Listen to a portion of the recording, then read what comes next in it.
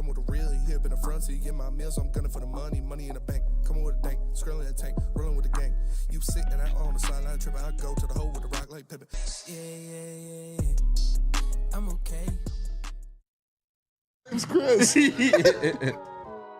What up? Welcome back. So we're Heavyweights live I'm telling on you guys, sports.com. Nick has the most important job at the network, and it's really not close. Like, if we got hot mic'd, The network's over. the network is over. Like, we would not be able to keep doing this. You think some of the stuff we say on air is cancelable? How about Caleb's sweater today? Yeah, Can you orange. get a look at that? Yeah, New little color for me today, orange. Beautiful sweater. Thank you. beautiful sweater. Oh, it's hiding behind a mirror, that sweater. Yeah, that sweater's doesn't have a pizza either. Nope. Thanks for pizza that. today. Yeah. Appreciate the pizza today. You got something against pizza? No, actually the complete opposite. Have you seen my stomach? I love pizza. But I didn't promise it today, so. Yeah, but you promised it yesterday and didn't bring it, so I figured like. And Redemption. and it's rainy. Okay. Also, I want to say that I was gonna. Eat pizza on a rainy day? No, it could affect it. Rain can get in the box. You never know with these things. Come on, guys. Also, you got to think I live far away. It's gonna be cold by the time. We got microwaves, That's man. fine. Care, yeah. Okay. Now I'm just coming up with excuses. Yeah, you are. It's raining. It's Look gonna at rain. You don't think we've ever eaten cold pizza? I love cold pizza, but I want you guys to get the best experience. You took the time to fucking match your hat with your sweater, Yeah. but you couldn't bring in the pizza. Does it look good? It does look good. Yeah, it Thank does. you. Thanks. You look really cute. Doesn't taste good. Thanks. You look really cute. Oh, mama, that sweater. Oh, That's Planet Fitness. great Wow. sweater. Phenomenal God. sweater, boys. Great sweater. Yeah, Lady thank Jane's, you. come get a haircut. Wicked awesome. Shout out to Justin, who I never see anymore. Shout out Jesus. Yeah. He might be ripping sticks with my boy Dante this summer. Yeah. He said he wanted a beer league to step in to keep his skills sharp. Ah. And my boy Don, shout out Donnie. He's got a pretty good. Is it one that I beer know? league Oh, team. no, that's a different one. No, you might have. You might have met Donnie, I'm Dante. coming off a 3-goal, 1-assist performance in the drop-in last night. So There you go. I'm at first skate in 2 months. I'm feeling pretty tuned up. So shout out. You guys will be like DeBrincat and Patty Kane out there. Oh yeah. Yeah, because he's a scorer too. Were you good in high school? Yeah, I was. He was 9th in the state in points when he was 15. Country in points. I was 6th in the country in points when I was 15. What AAA team? I played for Victory Honda at that point, but I also played for Little Caesars and Oakland Junior Grizzlies. What happened? Pizza. Well, how old are pizza, you? bitch. How old are you? How old am I right now? Yeah. 22. I played Did you ever against play I with- played against Carter Mazer. You ever play with Did Henry? you really? Yeah, I played against him probably 5 to 12 times. Yeah, sorry, Caleb. Yelling in his ear. Caleb's sick. face is so awkward. He's like, Dude, I had to do that on one of the post-game shows with D-Mac. Dude, D-Mac was standing over me just yelling into the mic. This is what Stick does to me on Big D. He Yeah. comes over right over my shoulder and doesn't say anything. But Comes hey, right shout out over to my heavyweights. shoulder. They're the GOATs. Have a great show. Hold on, guys. wait, Compliment my wait. sweater. Compliment my sweater. Yeah, compliment his sweater. Oh, he looks dope. Always. Look at him. Thank you. Post it up, swaggy. And then what happened? How come you're not in the NHL right now? Because he's Do you, 5'6". do you see how big I am? I'm 5'9" and weigh 155 pounds. Dylan Larkin's like a little bit thicker than you. Dylan Larkin's like 6'2". How Don't big worry, is it's not Tyler 6'2". Johnson? No, I met Shout him. out to the Tyler Lightning. Johnson's 5'9", but he's a absolute Mack truck. He Yeah, weighs I like know. I was- 190 Dylan Larkin's pounds. 6'1". Just messing. I mean, to be fair, I met him when he was a little Hey, bit younger. I'm with Spenny. Spenny says if he had 4 inches, he'd be in the NFL. If I Sure. had 4 inches, I'd be in the NHL. It's true. I'm Speaking gonna of walk out 4 on inches, that he'd one. make a girl come for once. Yeah. Yeah, well, what's 4 inches? That's a lot. That's crazy, dude. That's Yeah, too much. Asking for 4 inches. What am I, a fucking miracle worker? Speaking of inches, I'm pitching a great idea. This is a new show. I pitched it earlier. Oh my god! I pitched it a while ago, but for some reason the powers that be shut it down. But I'm bringing it back for football season. For some reason. It's called Hard Ones. So, like you guys have seen Hot Ones, right? Where they eat the chicken wings and do the interviews, right? Everybody's seen that? was hot. Right? Seen You it. guys seen that? Yeah, Hot we Ones, have. you know the premise. This is Hard Ones, where we'd be in the back in Studio B and we'd take gas station dick pills, and then we'd do an interview, and the first one to get a full raging boner loses. Have you ever been swallowed up? Where did that come from? Microwave Nick. I've been looking at it for a while. I was like, when is the time to use this? that was a great time. But yeah, that's a good idea. Right? Horrible idea. Imagine me Such a back bad there idea. with like Jared Goff, and we both just pop a night bullet, and I'm interviewing him, and it's just You lost him at Goff. You gotta like put like a piece of paper on your lap or something, and first one To raise? to fly off, yeah, they lose. What if you ain't got enough cage to raise? Well, then you gotta This you is your are sport, buddy. statistical advantage. yeah. There's size advantages in every sport. Hard ones is a good idea, though, right? No, it's a fucking horrible idea. That's why we never did it. All right, well, He's not joking. He really wanted to do this. I did want to do it. I thought it was funny. No, it's so weird. I mean, what? To sit in a room with couple another guys man. getting boners in the back. What's wrong with Yeah, that? it's so wild. Give me an example of like who you would interview. You said Anybody. I like mean, there's a bunch of Tigers in. AJ Hinch comes in all the time. Hey, AJ, want to pop a dick pill with me in the back? Yeah, exactly. I mean, he'd be down probably. He's a cool guy. No one would be down. Be like, hey, AJ, you down to clown? He could have got Sketch back when he was in town. You would have got him for sure. You probably could have fooled Chris after some talking. I think hard ones is a good idea. Horrible idea. I could start with like people around here. Like who? I don't know. Who'd be the number one person from Woodward Sports they'd like First to get a person boner from with in the Woodward same room? Who would be the most awkward? Ryan Ermanni. Ryan. Ask him some deep questions. Maz would be funny. Maz would be hilarious. Be like, oh, what's going on? Actually, that'd be funnier if you did it without them knowing. You Yeah. just drugged them with a Just give him, hey, drink this water. half hour into the podcast. You're reading like adult novels, just to make sure you get the advantage there. Spenny's Alien Bride said, doesn't Chris do that every show, though? He does just edge in that booth for sure. does. So, All the does. time. I mean, I think that's a good idea. You would corner the market. It'd be like like Sunday conversation, hot ones, then hard ones. That's how it would go. Yeah, that was a horrible idea. But, Spenny, you did make it big time. Maybe we should start wrestling. That's also a true thing. That happened. Great transition. The story behind that one. So we got the green light to do the show here in Studio A. And Spenny's like, yeah, because we wanted to be different from the other shows. And he's like, I got an idea. Like, how about we wrestle for the first episode? Yeah. To start off with, what if the show started like the 2-shot over, and me and Easy were just wrestling, like aggressively wrestling. Right Dick here. pill. Yeah, that would be a funny intro, like the Eric Andre show, shit like that. See, Brad Hendricks said, "Spenny, that's an absolutely genius. That's absolutely genius. Seriously, I'm telling you, hard ones would have been a hit. Hard ones. No, I don't think you would have gotten any guests. I think I would have gotten some No, guests. it would have ended up being a thing where you had to drug people. I would have gotten some guests. You wouldn't have done it with me? Pretend. All right, pretend. If I asked you to do it, would you have done it with me? Yeah, As you a would've. friend. Yeah, you're a real one. Yeah. Yeah. All you guys would have. Yeah. Chris would have liked it too much. Yeah. So I probably wouldn't Chris have like, let it. hey, when you invite me on that show there? I already brought my own pills. I made these ones. All right, pretend I'm Amon-Ra St. Brown. Yeah. And you got the show going. Congratulations, you just got Amon-Ra St. You want me Clown. as your first big guest? Yeah.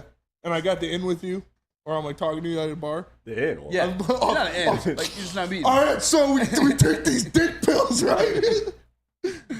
No, I'll be like, hey, listen, Amon-Ra, we got an interview topic. So, like, if you've seen Sunday Conversation With Caleb Barstool Presley, guy, right? Yeah, Caleb Presley. They ask funny questions. Michael Irvin's done a bunch of people. Yeah, Yeah. That type of interview vibe. Have you seen Hot Ones? I can't wait to be on Hot Ones. Hot Ones is dope. You're gonna Yeah. kill it. I have the perfect way you could prep for Hot Ones. What's up? It's called Hard Ones. What is like hard same, candy? Same exact concept. Same exact It's like concept. candy or something? We Like take suckers? dick pills. Security. No, hard pass. I think it would work. Speaking of Amon-Ra, Me and Amon-Ra are cool now. scared. Yeah. Stop not scared. they're on the same show together. We are. You already did a show with Amon-Ra St. I Brown, did. technically. Yeah, I'm a big star now. So if you want to book a hard ones appointment, you got to go through my agent now. And send my agent Chris your picture of your situation, and we'll see. We'll see if you have what it takes. Everybody to make DM Chris pictures. Everybody DM Chris your picture. Actually, you should make it Caleb as I've been punishment. scouring the internet. I have not been impressed once. This show sucks. No, but shout out to the people at NFL Films. Shout out to Amon-Ra They St. say Brown. it's not working. Shout out You to do what you Netflix. Shout out to Woodward Sports for giving me the platform to be able to do that. I am on, or my quotes are on an episode of Receiver, episode 7. You'll hear Spenny talking about the Pro Bowl and the All Pro team with Amon-Ra St. Brown. I thought that was pretty cool. Yeah, shout out. I remember they reached out, and I just didn't know what it was for. I sent the screenshot today. What was her name? I didn't know her name. I'm gonna give her a shout out. Monica. But she never let us know if it was like going on for sure. Yeah. Little do we know. Shout out to It's the Smitty. second time I've had the NFL or some kind of NFL media reach out to me because Kyle Brandt and Good Morning Football. Yeah, that one was super random. Yeah, they used one of my tweets. I was up at like 4 a.m. for a random reason, but Dick pills. yeah. And I was watching this documentary that Kyle Brandt did about Turkish football players, like these guys in Turkey that were So starting an actual like American football league. It was really good. Like it was a really well done documentary, and I tweeted about it, and they used my tweet in one of their videos. You wanna know why? Because you're the only person to tweet about it. It was good, man. You guys should watch it. I forget what it's called, but it was really good. Did Hard you? ones. Yeah, hard ones. Did you guys see the quote that came out about St. Brown? Dub Kleiman just tweeted it, 424 or 422. No, what do you say? Wild. Lions star wide receiver Amon-Ra St. Brown revealed on Receiver that an MRI showed he tore his oblique completely off the bone after week 4 of the regular season. Yeah, that was in episode 1. I watched episode 1 at the gym today, and yeah, he said his oblique was completely torn off the bone, and if he didn't miss that game versus Carolina, it could have been like a multi-week absence. injury. Yeah, like 6 to 8 week type Holy of thing. shit. And so he missed the game for Carolina. They obviously smacked the Panthers with their hard ones, and then he was fine to come back and perform. So that's Nice. proves, dude. It just proves Amon-Ra's a warrior, man. So shout out to him. I'm glad, thank God he sat out that game because the season would not have been the same without him. It's kind of cool too. I wonder like how much, and I may be looking into this like way further than it needs to be, but like because of the bodybuilding background from his father and whatnot, like because I was watching that part and I didn't catch him even saying that. I just saw him talking to the trainer. I thought he was saying he thought it was that. He thought it was a hip pointer or whatnot, but like because of the bodybuilding background, he knows like his body so well that he pointed out, like, hey, this right the here is oblique, fucked up. yeah. I don't know. I thought that was interesting, and that's another reason too. Why I just like I'll give Neil credit on this one. Oh, he throws a lot of shade my way. I'll give Uncle Neil some credit where he just talks about Amon-Ra being like the hard ass, like, and it's true, man. He puts in the work. He's very self-aware of his body, what it needs. Even at times too, like I saw him get tackled a lot on the show, but if you watch him, sometimes he'll fall down. Yeah. Instead of take the extra abuse, and he's reliable beyond just his hands. Being available for every game because he takes care of his body throughout the offseason too. Vice versa, on the same show, Justin Jefferson eating fucking mounds of candy. Yeah. I don't even made it to episode 2 yet. That's as far No, as I got. I'm like got like 10 minutes left of episode 1. Yeah, it's a good show. Is it just me? Or is this one? I said this yesterday too. Is it cooler because it's the Lions, It's cooler because it's the Lions. or also receivers just more personality than quarterbacks? and it's much better players. That's fair. Like Marcus Marcus Mariota, Mariota, that wasn't a good super choice. Yeah, like they have the best receivers, some of the best receivers in the game that they're highlighting. Do you think they did that though to get like the entire spectrum of quarterback? Yeah, for sure. Because That was their idea. Okay, yeah. They did a borderline guy, the best quarterback in the game, a guy fighting to start, and then a guy fighting to make the team. yeah. So And this time, it's kind of went everyone. yeah, Studs. all which is studs. what people want to see. Yeah. And like, you know, I hate the 49ers as much Love as the George next guy. It's impossible to not love George Yeah, Kittle, he's the dude. best. George Kittle is the fucking man. I didn't know he had a rap song about him. Neither did I. Yeah. It was funny. How you gonna guard me, punk? I was like, oh shit. Yeah, that was dope. And the fuck Dallas shirt. Did he do that after the touchdown too? After his third Or was it on the touchdown. sideline? Yeah. Yeah. I did not know it was his birthday, by the way. I didn't 3 either. touchdowns on your birthday? Yeah. Yeah. That's awesome. On your 30th birthday. Dude's a legend. Yeah, George Kittle's the man. You can't not like George Kittle. After the Lions cash one in, I hope that he gets one. Maybe His gets one wife's as pretty a cool line. too. Yeah, real she seemed real. Yeah, I peeped that with a lot of those guys. Even our guy, Amon-Ra St. Brown, the girl they grabbed in high school and or college. yeah, You know, to keep away from the troublemakers. They just locked it down. smart. So I mean, if anybody out there, you're pursuing something great, you're on the way to something great, just Yeah. lock something you know that's real. Before Too bad you I make didn't that. have a girlfriend before I got my Netflix fame. Now they're just gonna come after me for my money. Talk is cheap, motherfucker. Sucks. Should have locked one down before for my big Netflix. Someone that was with it. For my big Struggle. Netflix debut, I should have locked one The down. funny part too, the one when he posted, because you can't screen record on Netflix on your phone. Yeah, it blacks out. Yeah, so it's just, Hey, I know, it's just funny. you hear it? It's like, it's me. Yeah, It's it's me. It's how I'm in the back with my eyes closed. It reminded me, because I got a 4-year-old. It reminded me and Bryson watching Monsters Inc. and he's on the commercial, but it's like the logo's over him. He's like, "Did you see me? I'm a star." It's like that. Have you seen that meme where it's that guy playing Wii bowling and he's like, "I'm a bad bitch in this game, man," and then it cuts, like the screen goes black and he's just fucking. He's a huge guy. Like, he's like, "Oh damn, the screen went black." Let me tell you guys about Mark White. If you're looking to buy a house or sell a house, he's the way to go. He can actually save you up to $5,000 on your closing costs. Give him a call directly at 248-290-8242 or visit him at markwhitesells.com. It's 248-290-8242.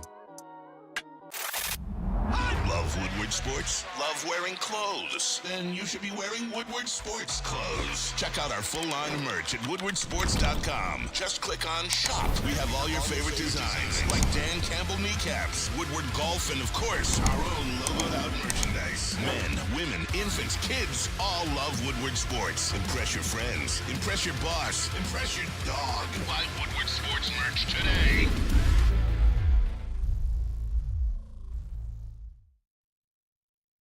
Yo, let me just say, I love Planet Fitness. Trying out Planet Fitness and dang, they got lots of equipment. Not me getting a Planet Fitness membership just for the 24-hour perk. Listen, the PF Black Card is worth every penny for this hydro massage. I'm a new man. Did y'all know that the PF app has workouts you can do at home? Cheapest therapy I can find is Planet Fitness. All the benefits, all for less. Planet Fitness, big fitness energy for all. A ton of fun, a ton of sports, and a ton of man-meat. Welcome to the Woodward Heavyweights, live daily 5 to 7 p.m. on Woodward Sports. Attention sports fans, don't miss out on expert sports injury insights with Dr. Jeff Pierce of Michigan Sports and Spine. Join Dr. Pierce every Tuesday during Big D Energy and Thursdays during Ermanni and Edwards with Maz, where he offers top-notch injury advice. Trust the guy that DMAG trusts. Dr. Jeff Pierce is here to keep you in the game and performing at your best. For more information, visit MichiganSportsAndSpine.com or call 248-426-9944. 99999. All right, relax. Well, that means none. That means no. What? That's German. Yeah. Well, that's German language. Amon-Ra speaks it. Amon-Ra St. Brown, baby. Probably, okay. All right. I'm not going to go there because I love you. I'm not going to go there because I love you. But there's accusations about you in the chat that are way worse than me saying that. What? I'm not saying. I didn't do it. It's not on me. It's not on you. She was already there. I'm just kidding. Pause. That was crazy. Should have seen what he was wearing. Yeah. He shouldn't have wore that. Yeah. I'm easy. The hard ones got me acting up. Netflix's own Spinmo Rax. We got young Chris Nicholas Kohloff. Sir. Caleb in the building as well. Go. The guy just, hey, I'm gonna get pizza. Never brings pizza, but he takes time to match his clothes. Yep. Well, whatever. Because it's raining, so he It's can't bring a raining. pizza. I guess. That was a wildest excuse. There was a better thought behind that. That was the comment. worst excuse. Hey, you guys know it's raining, right? Yeah. Oh, can't eat pizza in It the could rain. get affected. Oh, do it.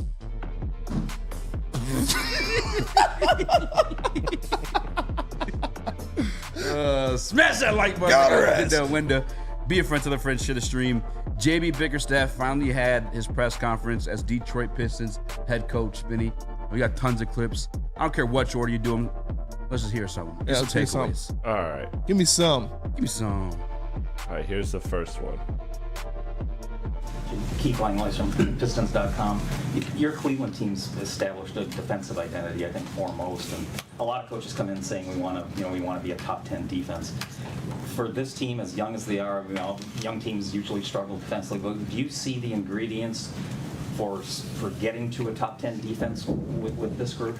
Yeah, again, those are things that if you don't have a strong defensive foundation, your team is going to struggle to take the steps and to build in the direction that you want to go in.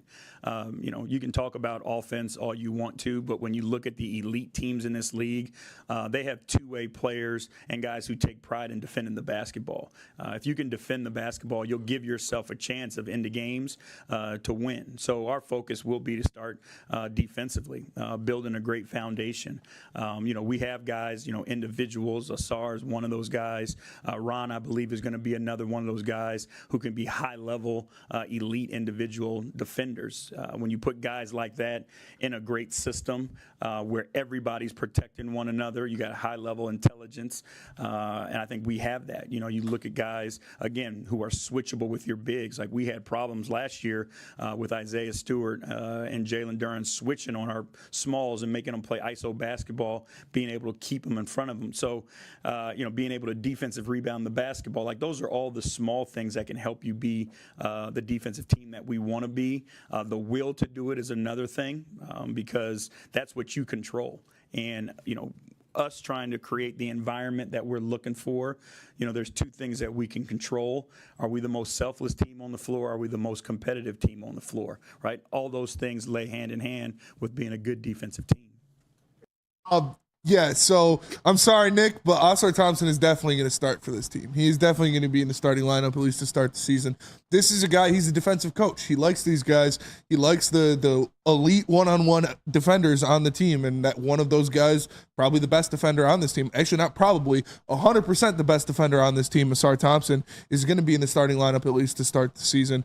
I love what he said about, as the coach, from his perspective as the Cleveland Cavaliers head coach, the problems that Isaiah Stewart and Jalen Duren gave them on switches, because that was one thing I loved about Jalen Duren is, he would get cooked in the post sometimes, but when he switched out on the outside on a guard, he could stay in front of them. He could use his length, his mobility, his lateral quickness to stay in front of guards out there. It's not like Rudy Gobert when he gets switched out on the outside, he gets absolutely cooked. Like Jalen Duren could stay in front of those guys. So putting those guys in a good defensive scheme and defensive system, which is what JB Bickerstaff is going to cook up, will only bring up the best in them. I love it from a standpoint where this is like a defensive coach coming in.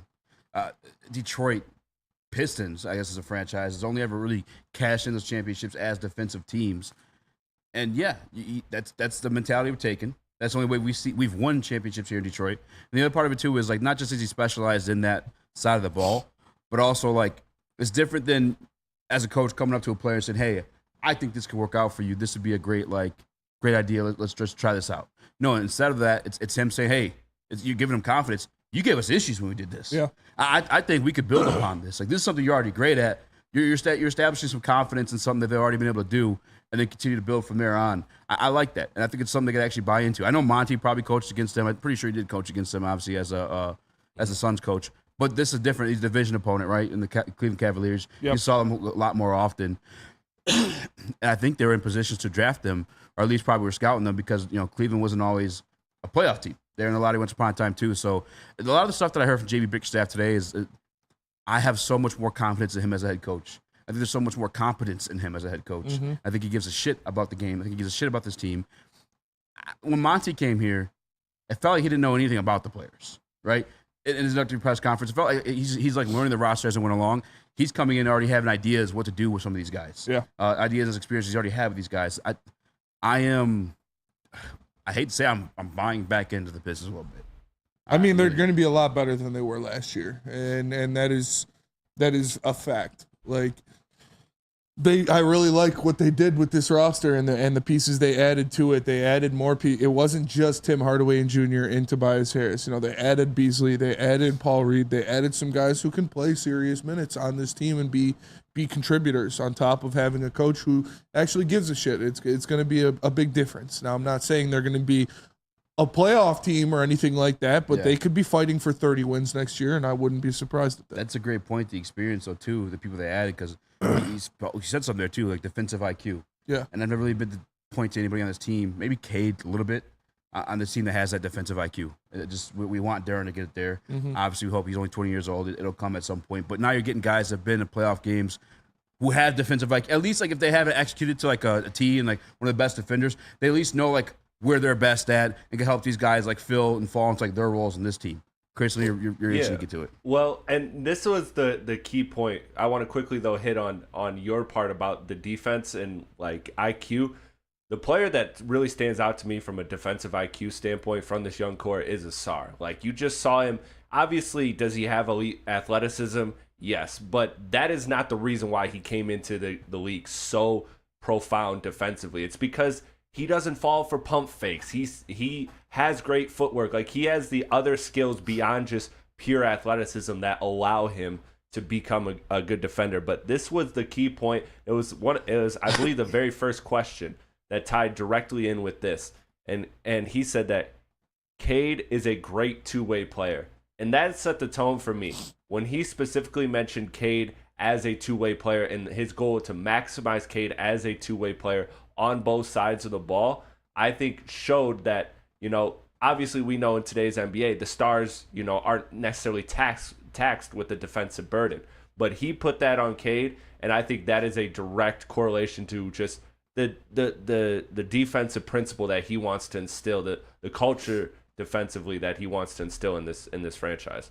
Caleb, you're the one that sent the clip originally. What do you think on this one? Yeah. I love that he's honing in on defense, and I think he said in one of the clips, I can't really remember. It's not going to be he's working on defense with these guys individually. It's going to be as a team as well, learning how to play defense together. It's because that's a difficult thing to do with communication and switches and stuff like that. But yeah, I like that he brought up Cade as a defender because he could be a great two-way player in this league. And he pointed out Ausar and Ron Holland are going to be two guys that are going to be very important for this defense. So yeah, unfortunately, Nick, for you, I do think Ausar Thompson will be a starter this year. What do you think about it, Nick? Yeah, if Ausar Thompson's going to be a starter, he needs to get that 18.6% from 3 up to 30%. And that's first and foremost. If he's going to be playing key minutes on this team, he cannot be shooting 18% again from 3. I love the fact that he talked about team defense, specifically because I think that's where Duren lacked this season a lot. So I think if JB Bickerstaff can get Duren's defense going, fellas, I think that unlocks Jalen Duren completely. And then obviously it just comes along with Asar's shot to be dependent on to hit some, corner threes if he's open. Can I listen? I know that I've said what I said about Ivy in the past, and it's different again when you're coming from a position literally called the shooting guard. I'm okay if Asar's not the best three. Obviously, you want him to be a better three-point shooter. Is 30% well below average, Easy. That's what I asked for. But when you have traditional bigs out there, you're not really asking those guys to have like that 33% clip, right? So it's like I could have one guy out there not be able to shoot threes as long as I can make up for it elsewhere. Well, that's if I have a Fontecchio at 4, if I have a Beef Stew at 4, who honestly did improve his three-point really, really well. I think Cade jumped. I think you saw him jump. Just like Chris does interrupt everybody all the time. And then the same thing with Beasley or Hardaway, whoever ends up starting there. Yep. We do got to go to break, though. We're going to talk some more about this and some more JB Bickerstaff quotes. But, Nick, tell us about the morning show. Every single morning when you wake up, make sure you're putting on Woodward Sports. It's Wake Up Woodward. Join Kool-Aid, Flannel Sam, Broder, JB, and KG every morning as they cover all of Detroit sports. When you wake up, make sure you are waking up with Woodward 8 to 10 a.m. live on Woodward Sports. We don't like to brag that we are the toughest sports network in Detroit, but we do have a guy named Darren McCarty on our side. Woodward Sports.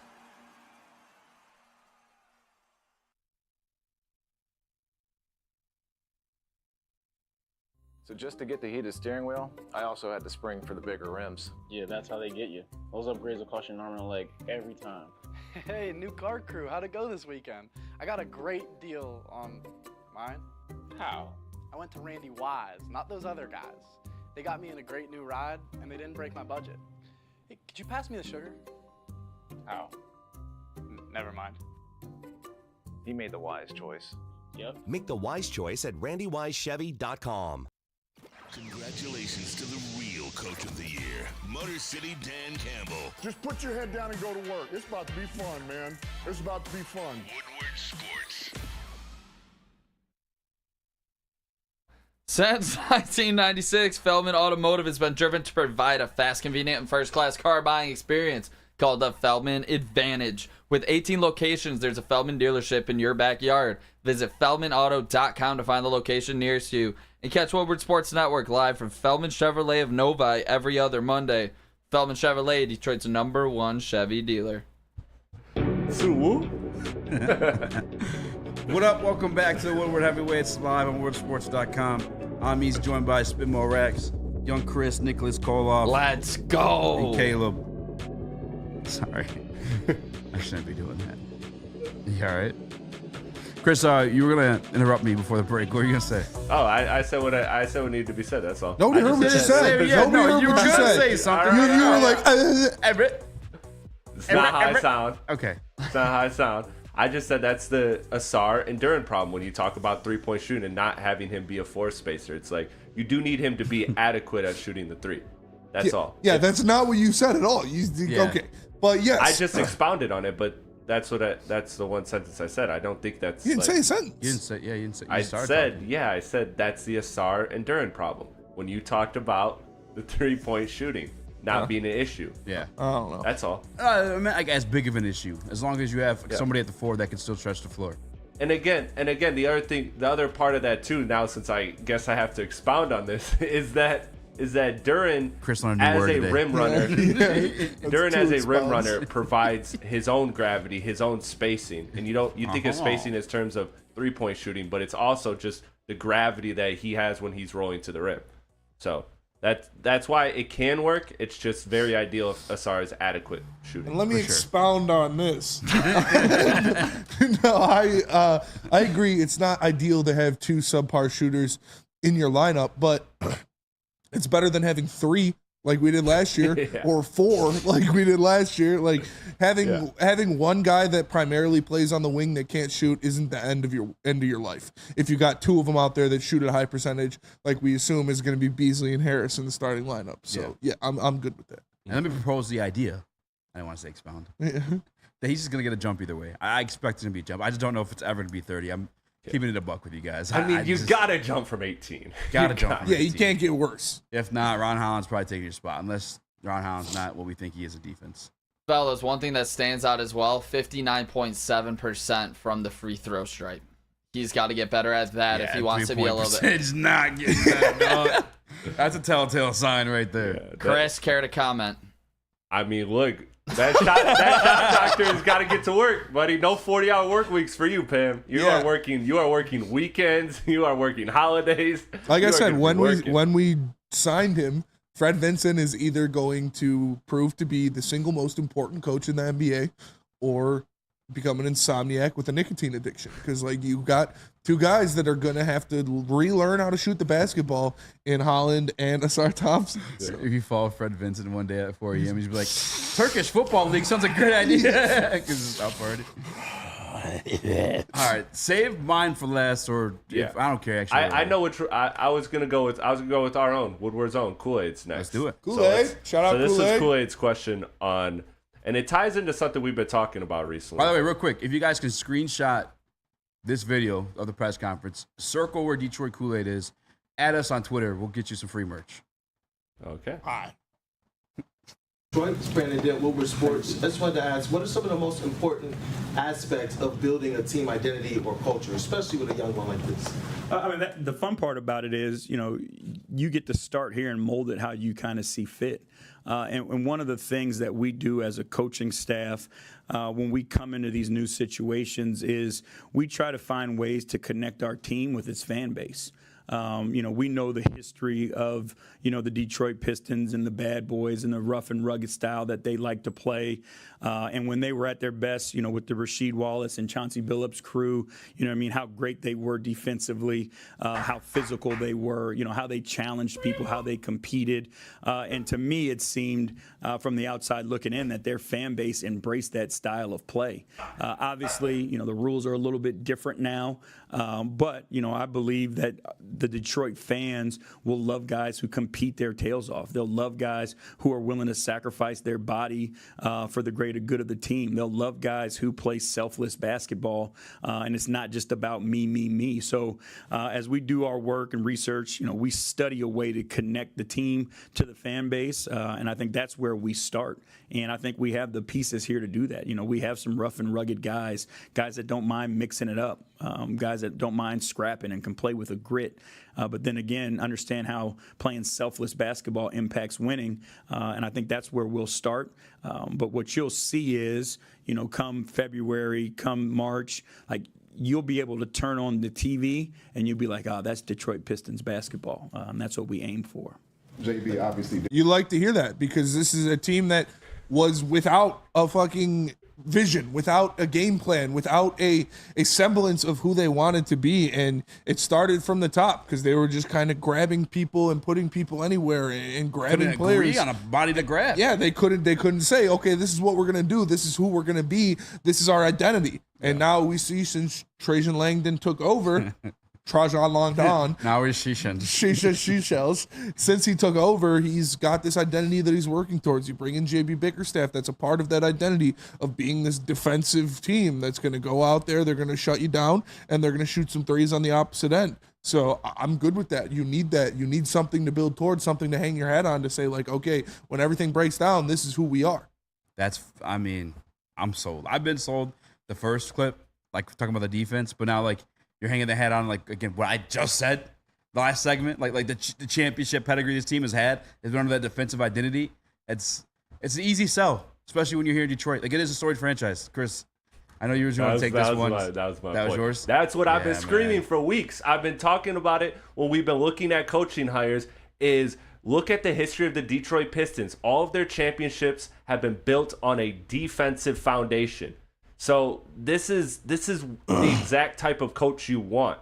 And while I'm not all the way ready to buy in just because of too much PTSD from this organization, he is saying the right things. He is saying the things that you want to hear as a Piston fan, because this is a city that, we're not flashy. We're not flashy. We want to win, and we've been working hard. We're the blue collar city.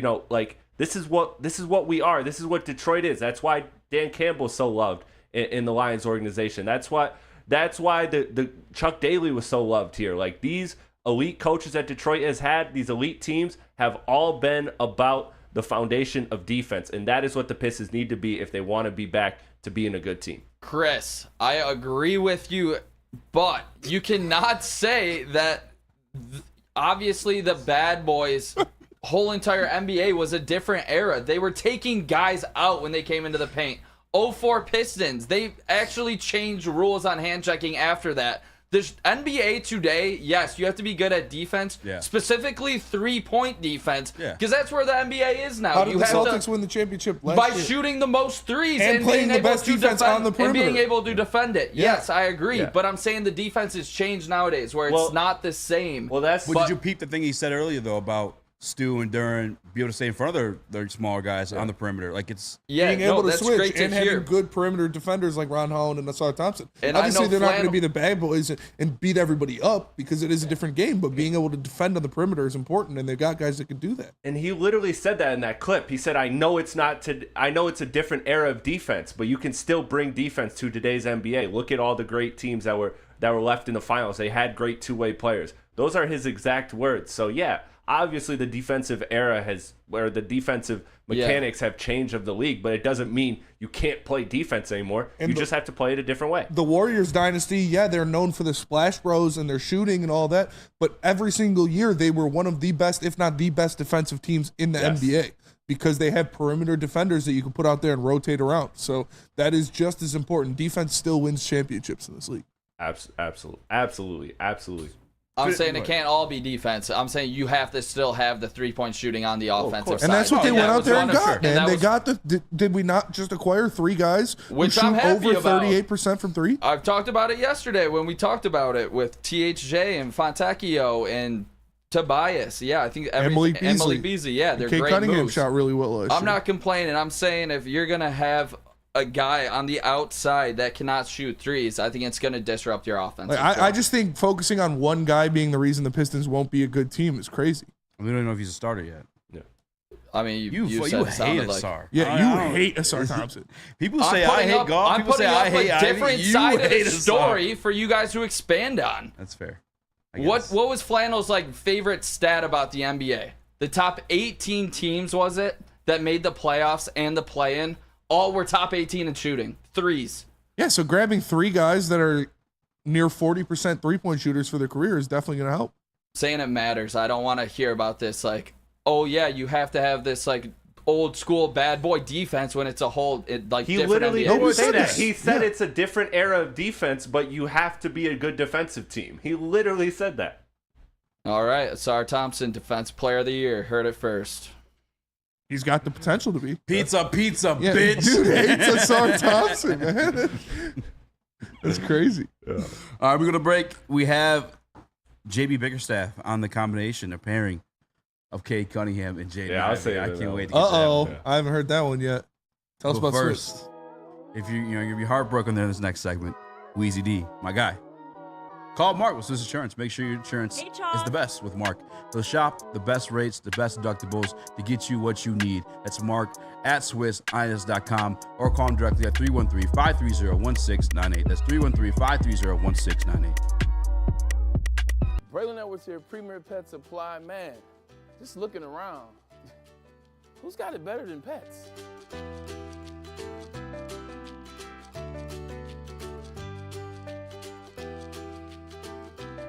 Come on, a baby stroller for Coda?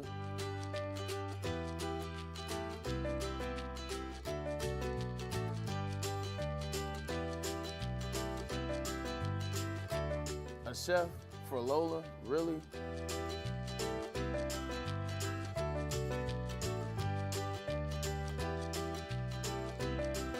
You don't have to tell me who the real boss here is.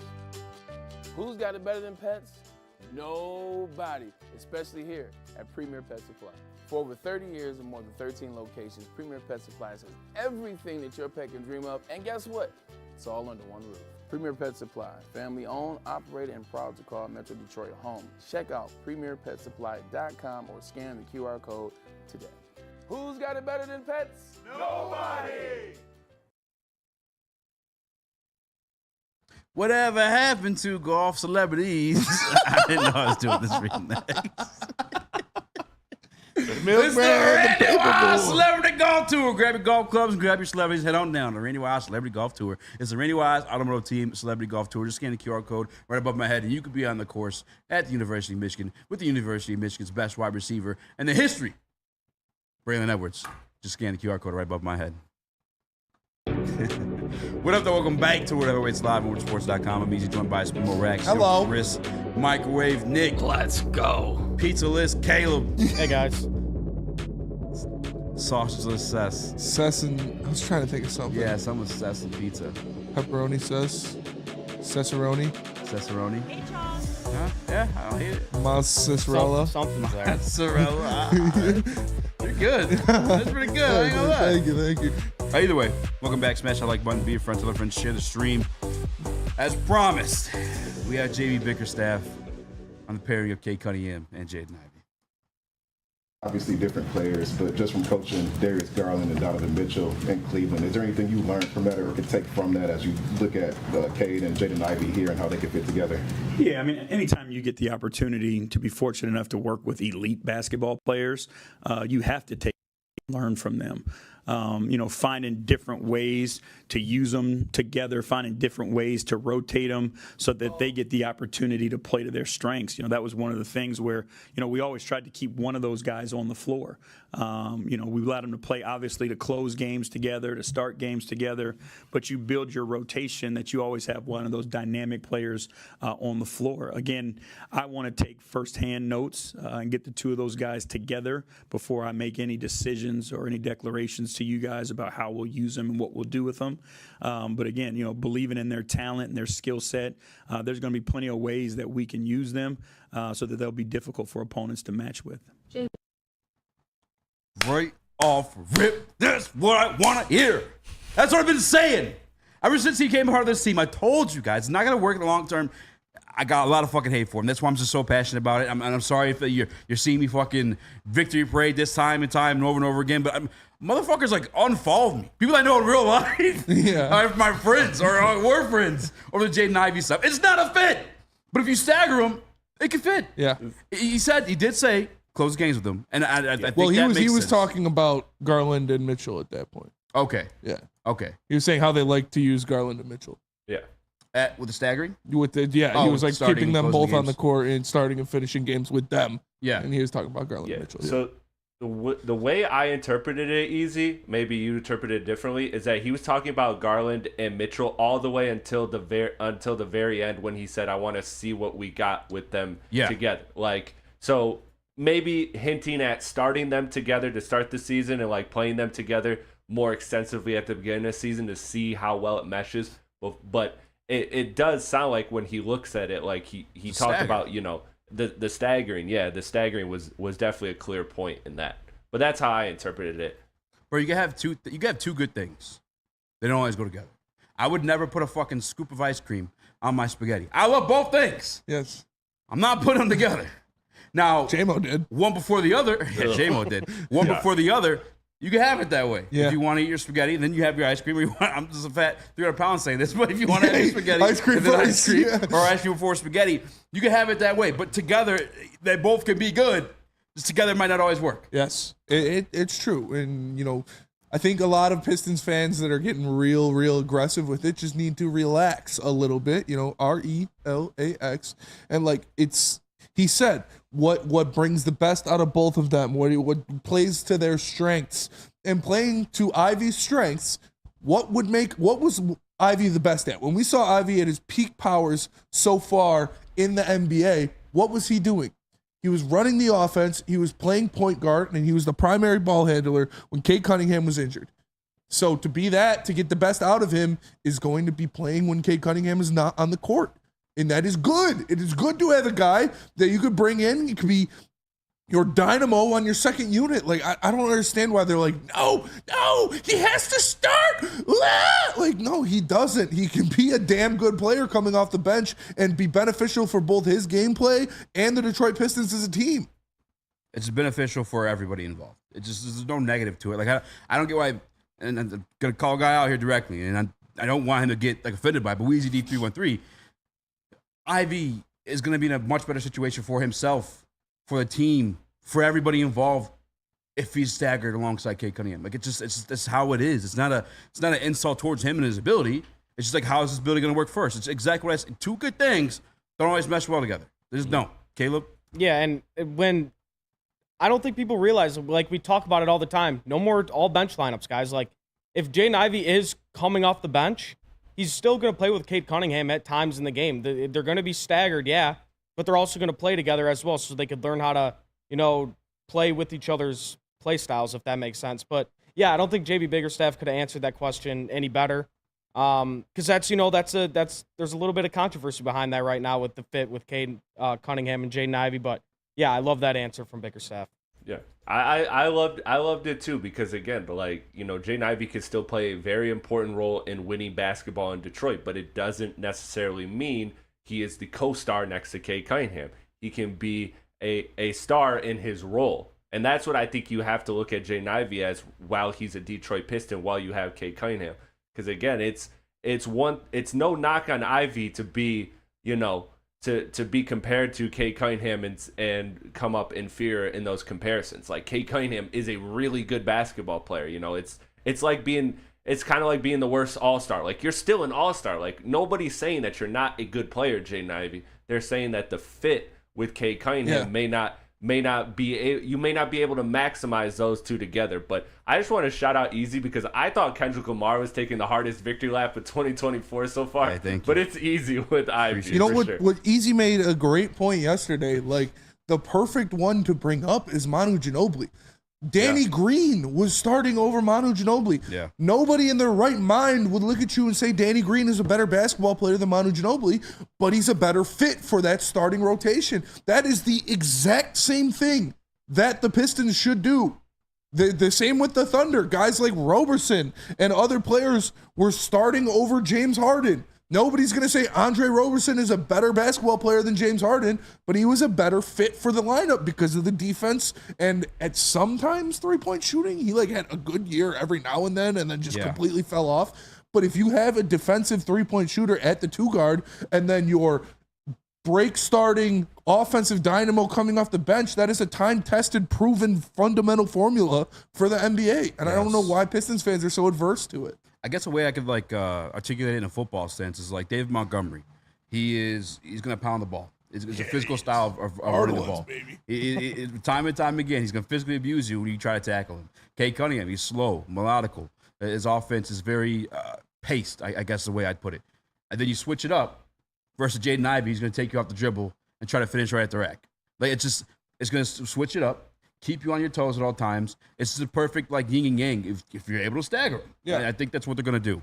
When you have a guy like Cade Cunningham, who is better, he's a better basketball player than Jaden Ivey. I think everybody other than Stick in the city agrees on that. Like Cade Cunningham is better. They're both at their peak when they are controlling the offense, ball dominant, and distributing. So to put a guy like Danny Green next to Cade Cunningham would be more beneficial than a guy like Jaden Ivey. And to put Jaden Ivey out there in a lineup with someone that isn't a ball dominant guard, like Tim Hardaway Jr., that would be more beneficial than having a Cade Cunningham next to Jaden Ivey. It works better for both of them. I think there's telltale signs too. I mean, I mentioned this as well. And by the way, Jaden Ivey would be the Jahmyr Gibbs to Cade Cunningham's David Montgomery. But another thing they said, and this is a quote from JB Bickerstaff. He says, "You want to surround the guys you're developing with guys who make them better." And I think you look at the acquisitions this team has made with multiple guys that can shoot the 3 from that 2 guard spot. And I think that's what they want to do with both Cade and Ivey, right? If Cade's on the bench, then Ivy's on the floor with either Tim Hardaway Jr. or Malik Beasley, whoever gets to start, whoever comes off the bench. Like either way, one of those guys has an actual shooting guard at the shooting guard spot. Same thing with the 4. And I know, Nick, you want to start Fontecchio at 3. I don't think he's there defensively, but I don't hate the idea, right? Because I love Cade Cunningham surrounded by shooters. However, though, that also gives Jaden Ivey that opportunity as well with Fontecchio on the floor as a shooter off the bench. Like you're surrounding those guys, you're trying to develop with guys that complement them.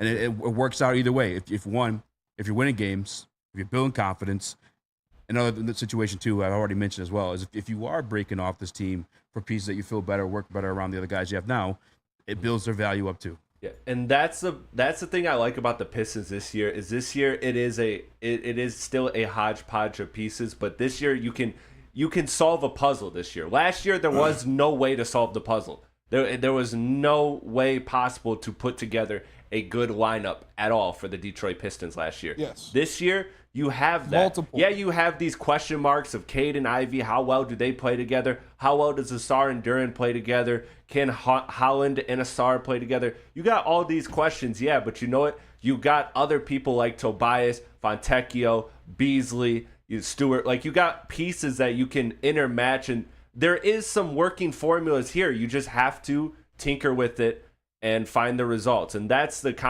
difference, the big difference between this year and last year. Yeah, and I know a lot of people are talking about like, oh, you guys say these guys are going to get better at shooting, so why won't Ivy? Even if Ivy gets as good as shooting as anybody in the NBA, the best he will be is when he is attacking the defense, putting pressure on the rim, and dishing the ball. Even if he's a 40% three-point shooter, the best thing he will be at, the peak of his powers will be when he has the ball in his hands and he's attacking the defense, getting to the rim and dishing. So to put guys around him that benefit him is just as important as putting guys around Cade to benefit him. And I think we have guys on the lineup that can do that. Like it's a perfect system. You have Cade with Tobias and Malik Beasley, and then you've got Ivy with Tim Hardaway Jr. and Fontecchio, and both of those lineups have a defensive stalwart in Oscar Thompson and Ron Holland. I think it is a perfect combination for both of those lineups. And I'm sorry, the Woodward Sports. I mean, I already commented to him. I apologize, Nick. Go ahead. Oh, you're go. I was just thinking I could see Ivy really thriving in that second unit, and just like having a good second unit is going to help this team actually pick up W's, which we haven't seen in the past. And I think if he doesn't get moved, you could even move Stu into that second unit as the center that kind of stretches the floor with Ivy. So I think that could get really dangerous because I don't think anybody can actually guard Jaden Ivey one-on-one, especially in transition. So he's going to break down defenses, and if this team's shooting around him, they could become a problem in that second unit when K gets a breather. I agree. I think Ivy at times is his biggest enemy. K Cunningham too with turnovers. Ivy, some of like the weird stuff that he does. Sometimes have like an opening lane to finish, and for some reason just like jump shaft and in the throw full it. Moment. It's really weird moments. Yeah. But I think you hear the term or saying plenty of times before in your life, actions speak louder than words. And I mentioned it earlier too. You look at the acquisitions they made, 3-point shooters specifically at that 2-guard spot. The same thing with Jamison Williams, right? Detroit Lions never made an acquisition at the wide receiver spot. Telltale sign that Jamison Williams is going to be your wide receiver 2 come hit the season, or at least the guy you're most dependent on to be that wide receiver 2. I think that's the same thing the Detroit Pistons actually speak louder than words. Look at the acquisition of this team. It's been 3-point shooters. And this is another quote from the JB Bickerstaff press conference. Speaking on spacing. So I think with the young guys that we have, we're trying our best to put them in positions of success. Success a lot of times on offense specifically starts with that space. When you have a guy like K Cunningham who has a little wiggle that he has and get to the paint and create, when you have bigs that you have in Jalen Duren and Isaiah Stewart that can put pressure in the paint, it's paramount that you have the proper spacing around them so they can see success and gain confidence. That's how they'll continue to get better. Spacing. That's right from the coach. Shooters. That's right from your GM. It's what's going to happen is what's best for this franchise, what's best for the player that you guys are rooting for in this instance. And not once have I ever changed a narrative on Jaden Ivey. It's always been these two don't fit on the floor together. Every single time. So to say anything else is fucking wild.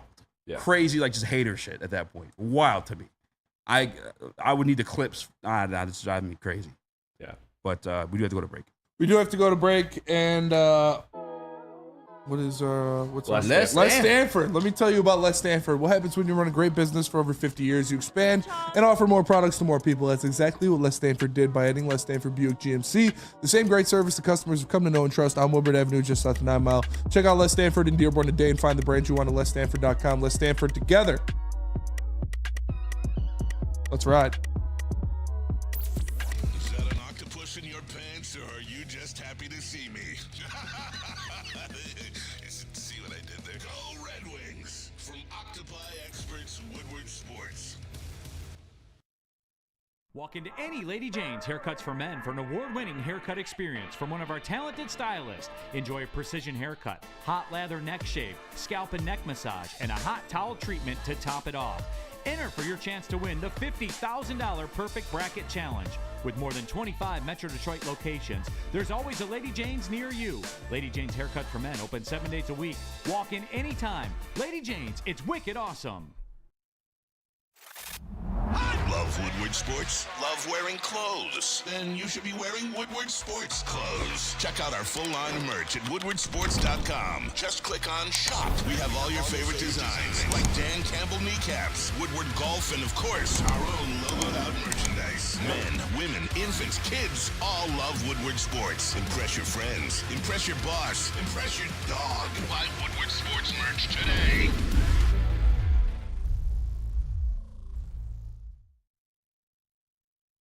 Soroki's Crispy Chicken and Pizza is taking over Michigan. Locations are popping up all over Metro Detroit. They just opened their newest location in Madison Heights, so go check it out. Known for their crispy, hand-battered, hand-breaded chicken tenders, delicious chicken sandwiches, the New York-style pizza, and the biscuits. Like, I can't emphasize this enough.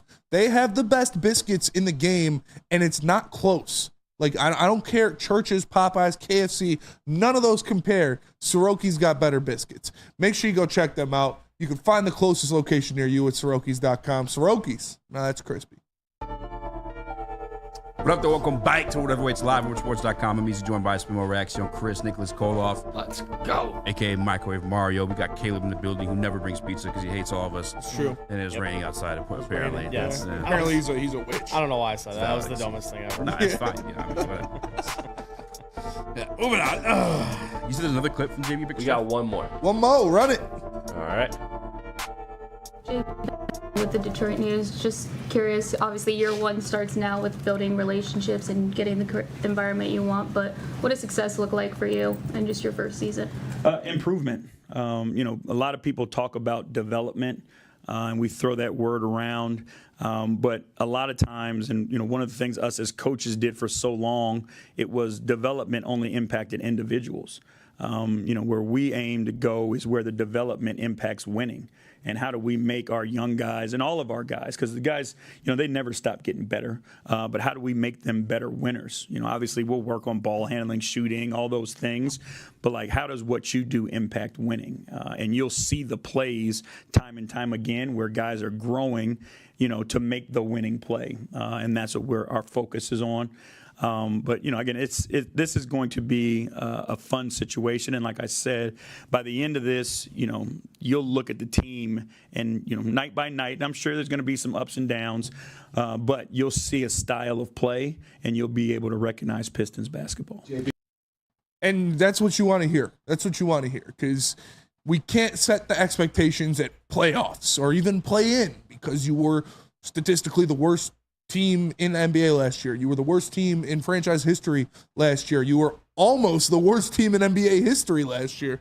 So you can't get too excited. You definitely got to tear things down and start over. But I like what he said there. This is a guy. He's a calming, professional, knows his shit, seasoned coach, and that's what you needed to kind of get this thing back on the rails. He said you got to improve, got to go out there and be better. And yeah, you can't not improve from 14 wins, but it sounds easy to say, but he's right. He said all the right things. You want to go out there. I would say they should at least double their win total. That would be my goal. If I had to put it on wax as the Pistons head coach, I would say we are going to at least double our win total from last year. And that might sound crazy, but they only won fucking 14 games. So it's not that crazy. It's really not. Yeah. Caleb? Yeah, I am so bought in with JB Bickerstaff. I'm just going to say it. And this is a hot take, and I've been thinking about it for a minute. Uh-oh. I think a lot of people are scared to say it. Okay, I know I didn't say I liked the Ron Holland pick, but other than that, I liked everything that happened this offseason. I don't think we're done either. I think a trade happens. I think there's not a very good, but I think there's a good chance that we're a play-in team this year. I just need you to trust me. That's all. JB Bickerstaff's philosophies on defense, I think we're going to get better on defense. I think Cade Cunningham's going to have an all-star year. I don't know if we'll necessarily see improvement by Asar Thompson shooting, but I think his versatility on defense is going to help us a lot. Tobias Harris, that's a nice add. He's going to shoot 38% from three. And I think Duren improves on defense. Look, that's a hot take, and I'm gonna stand on it. I think the Pistons, there's a good chance that they're a play-in team this year. I'm bought in with everything he said in that presser today. Wow. Stoke not scared. Stoke not scared. Play-in team's like 36 wins. I'll say that. 36 wins, play-in team. I'm gonna say it. And I think people are scared to say it. I think you look at this roster, and it's not complete, but it's good enough in the East. Yeah, Hawks are playing team this year. 36-46 was their record. That's what I was just looking up. 39-43. I don't know, bro. I know it's hard. It's hard to, you won 14 games last year. Yeah. So it's hard to picture a world where you're even in contention to even be close to the playoffs. You know what I mean? But I don't know. I just really like what I did. We added shooting. Mm-hmm. Yeah, I don't know. Maybe it's obviously biased, but I don't know. There's just something in the air. I just can't do it again. I can't be even though this is way different. It feels way different. Yeah. The players we drafted are or the players we added are way different because they're actually guys who aren't black holes. They're actually guys who fit and play their roles very well. But I just can't be yep, we're going to the play-in again because I've been doing that for 3 years. I know. I just feel like people are afraid to say it this year. Yes. Guilty as charged. I'm 100% afraid to say it. And it's understandable. Yeah. It's understandable. Well, at 36-39, I'm just not, for me, if the Speakeasy Sportsbook is open, I would put the over-under. I think I said it before in the show before. It's 23.5. Yeah. Maybe 25.5 after today's press conference. 36-39 is still kind of steep for me. Yeah. Would I be surprised if they made a play-in and rather than a playoff? Yeah, pleasantly. I guess not as surprised I would be if obviously they made a fucking playoff.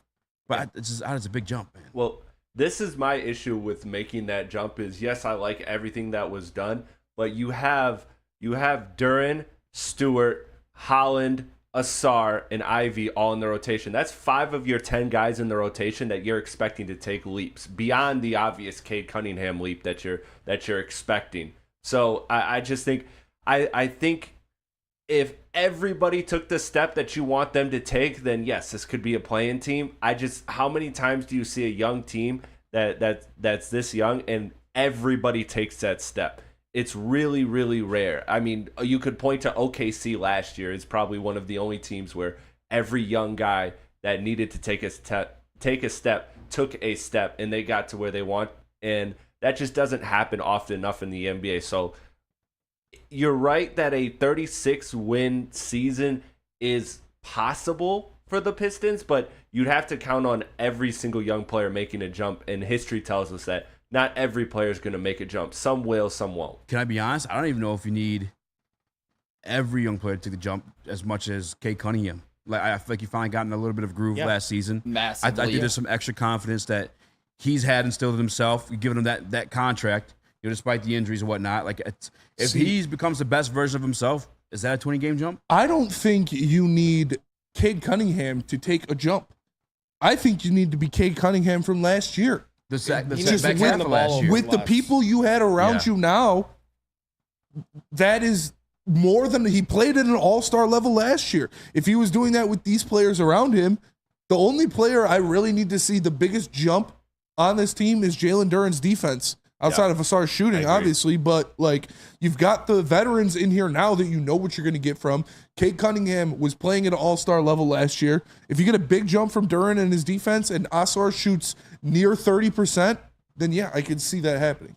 You're talking yourself into it. That's what I did earlier. Yeah, it's gross. I don't want to do it. It's gross. I think that's a great point about Duren's defense, but I think Cade, I know you say if he just stays the same, I think he's set up now with actual people around him to be a top 15 type player like we thought we were getting when we brought him in. Yeah. Like a multi-time all-star, all-NBA level type leader. I believe Cade can be that. So I think that's the most likely thing to happen. I don't know if I can depend on the 20-year-old Duren to take that massive defensive leap, which we hope he does. Yeah. Because obviously it is a big deal to still play defense in the modern NBA, everybody. It's still you need a good defense. All right, don't think I hate defense here. But I think I could definitely see Cade turning into a superstar. And I think that's probably most likely to happen. To be honest, I think Bickerstaff can bring that. I don't think it's going to be a massive defensive leap, but I definitely think he'll bring a defensive leap out of Duren somewhat in some form or fashion. Just one, through a natural development. He's only 20 years old. Yeah. And two, I put it in this instinct. But it actually might have been the same. It was the same draft class. Shaedon Sharpe. You guys think he's going to stay the same as what I think last year he finally jumped like 15 points? You think he's staying there? No. He's just as young as Jalen. I think he's older than Jalen Duren. Not mistaken. If someone wants to confirm that or not. Duren was the youngest player in that draft class. He was. You expect him to take a jump, right? Yeah. Duren, expect that same thing. And on top of that, too, look at Duren's numbers. And they're very minimal because, again, he's a young guy in the league and did not play defense well. But his defensive numbers in his rookie year were better under Casey than they were the fucking terrorist Monty Williams. Yes. So, like, I think there's going to be a natural jump for just him getting better. And two, actually having a coach that gives a fuck. And maybe throwing a three at being JB Bickerstaff, who's just famously kind of known around the league now for his defense. And his defense and his development. Famously known his for development of young guys. Like Aquaro developed under him. Darius Garland developed under him. Evan Mobley developed under him. Like Jaron Allen. Yeah, Lauri Markkanen developed. He turned into a fucking all-star under the guy. Like this is fuck you, Sess. Like I don't want to believe. I want pizza. Yeah, damn it, I want pizza, not Pistons. No, but if everything goes right, but it's crazy for me to think that everything's going to go right with the Pistons just based on the trajectory of the franchise the past 10 years. Yeah, I totally agree. But like I said, there's just something in the air right now, and obviously a lot of things have to go right. But like you guys said, I mean, if Cade takes that all-star leap, and the one thing we needed was shooters around him, and Trajan delivered. And yeah, if he takes that all-star leap, if he gets up to 26, like 27 points, 7 assists, I mean this looks like a playoff team. I'm just saying. Yeah, I just think I think ultimately you're counting on too much growth from the young guys because I do assume that Cade will make that step, but I just think in order to get 36, I think 36 is aggressive. Asar has to hit a ceiling. The most important one was the one you brought up, Spencer, was Duren has to become a defensive, not just a defensive center, but a defensive anchor. Yeah. And I think that asking those two alone are going to be big. And then you're asking for a big step in Ivy. Because remember, this team still didn't get a veteran point guard. And that's going to be an issue. That's going to be something I'm going to be hammering home this season is Cade and Ivy both turn the ball over a lot. And when you're a young team that's building a defensive identity that from scratch and figuring things out offensively and have all this interchanging parts, yes, the roster's a lot better, but you have two guys that are going to be handling the bulk of the possessions with high turnover rates. Yeah. And so that's going to always put you at a disadvantage too, on top of just the other things that come with being young and integrating a team. Nick, what's up? Go get one. What about the late first rounder of last season who played 4 years in college, and Marcus Sasser, who's a dead-eye shooter, and he can handle the ball well. Do you not have faith that he can take a leap? Or I mean, but not he's even still, a leap. he's still. We know what he is. He's a sophomore player. Yeah. He's not a veteran point guard. I like Marcus Sasser, and I like what he can be for sure. But the veteran point guard thing is definitely a big point of what you like. I saw people throwing around Tyus Jones out there. I would fucking love Tyus Jones on this team. Yes. You don't think Jared Jack can help them in that sense? He can definitely help for sure. But again, it's just a thing you got to learn. And obviously it's another year for Cade, so I expect the turnovers to go down a little bit. And especially with he's not going to have to make like. I feel like some of the turnovers for Cade Cunningham were really bad last year, just unforced, terrible turnovers. But I think a couple of them were also like him driving to the hole and being like, "Oh, I got to kick it out to these guys who shoot 20% from three." Yeah. But now he's got shooters out there that he can trust, so he's not going to have it in the back of his head like maybe they don't hit it. He's just going to kick it out, and it's going to be second nature. JB Bickerstaff, defensive-minded coach. You want a veteran point guard on this team? Patrick No, Beverly's available. fuck no, dude. Just saying, Patrick Beverly's Not a out there. chance. Give me Tyus Jones over Patrick Beverly any day. Thick ass Kyle Lowry. I'll be honest with you. If they get Tyus Jones, then 36 wins is a very realistic opportunity for the Pistons. Like that's how important a veteran point guard will be for this team. Is Patty Mills still in the NBA? I believe he is. I don't believe he signed anywhere. I believe he's a free agent still. He's kind of like a shooting guard. Tyus Jones would be awesome. Yeah. That would be ideal. Like if you move on from Stewart to free up a space and you go grab Tyus Jones, that would be huge. I mean, I think you got 13 million, maybe a little bit more if you wiggle those exception rooms and stuff. And Tyus, what do you think he's getting? He's getting probably about 15, 16. Probably, so yeah. maybe it's within the math, or you do a sign and trade with Washington and send out a little bit extra to make it work. So Washington definitely wants Isaiah Stewart. They definitely need a center. They need another center for sure. Yeah, I mean, I'm not gonna say plan. I'd like to see them double their win total. That would be a successful season for me. Yeah. We do got to go to break though. Let me tell you guys about Lady Jane's. Lady Jane. Awesome is when a guy can be a guy and get an amazing haircut. That's Lady Jane's Haircuts for Men. Stop in, sit back, relax, and let one of Lady Jane's talented stylists make you look and feel amazing. Lady Jane's open 7 days a week. Walk in anytime. It's wicked awesome. Thank you to the Detroit Lions and Sheila Ham for the best season in Lions history. Now it's time to let Brad Holmes cook. Woodward Sports. Stop searching for a vehicle and start finding one. Les Stanford Chevrolet Cadillac makes it easy. We harness the power of multiple dealerships and own the biggest selection of GM brands in the area to get you the car you need. With the Les Stanford Group, you'll have access to 4 different dealerships, providing you with more makes, more models, and more choices. We're connected to more than 1,000 vehicles. And with so many high-quality CPO vehicles available, you'll find new car quality at pre-owned prices. You can start and end your search at lesstanford.com today.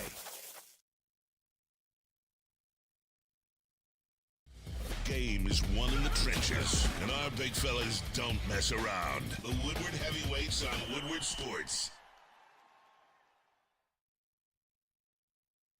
Premier Pet Supply is hands down Michigan's best pet store. Same prices and all the conveniences the online and big box retailers, with one major difference. They're family and locally owned and operated for over 30 years. 60 brands of food, nutrition experts to help you. Same day local curbside home delivery. Premier Pet Supply, give your pet the best. www.premierpetsupply.com. What up, though? Welcome back to World Heavyweights live on WoodSports.com. I'm easy, joined by Spin More Rax, young Chris, Nicholas Kohloff, a.k.a. Microwave Nick, and Caleb, the pizza takeawayer, not bringer inner, the non-believer, the doubter. I guess you're not a doubter. You got the Pistons making the playoffs. Play in. Play in. They make the playoffs from the play in. Play in. They're not making the playoffs. They're in the play in. I just want you to say something crazy. If that's a microwave, is that like a toaster? So yeah, it's like a air fryer. That's a toaster. Yeah. If they don't make the play in, will you be disappointed? No. I think doubling our win total is a good expectation. Okay. But I think best case scenario is playing. That's wow. Is that true? What's true? DNC ENT said the Vegas over under is 28.5. The Pistons? Wow. What sportsbook? We're back. Give me a second. We're back. We're back. We're so fucking back. So fucking back, dude. I would probably. Ooh, that's tough. That's right on the button for me. 20.5. I'll go over. Let me scavenge. Optimistically, I'm I'll go going over. over for sure. I think I said 33 yesterday. Give him 29. Wow. I mean, look, another thing to factor in I used to be too the is slappy on the show. What happened? a lot of people are going to be tanking this year. It's a great draft class. True. That's fair. So you could pile White up flag some for wins. flag. Yeah.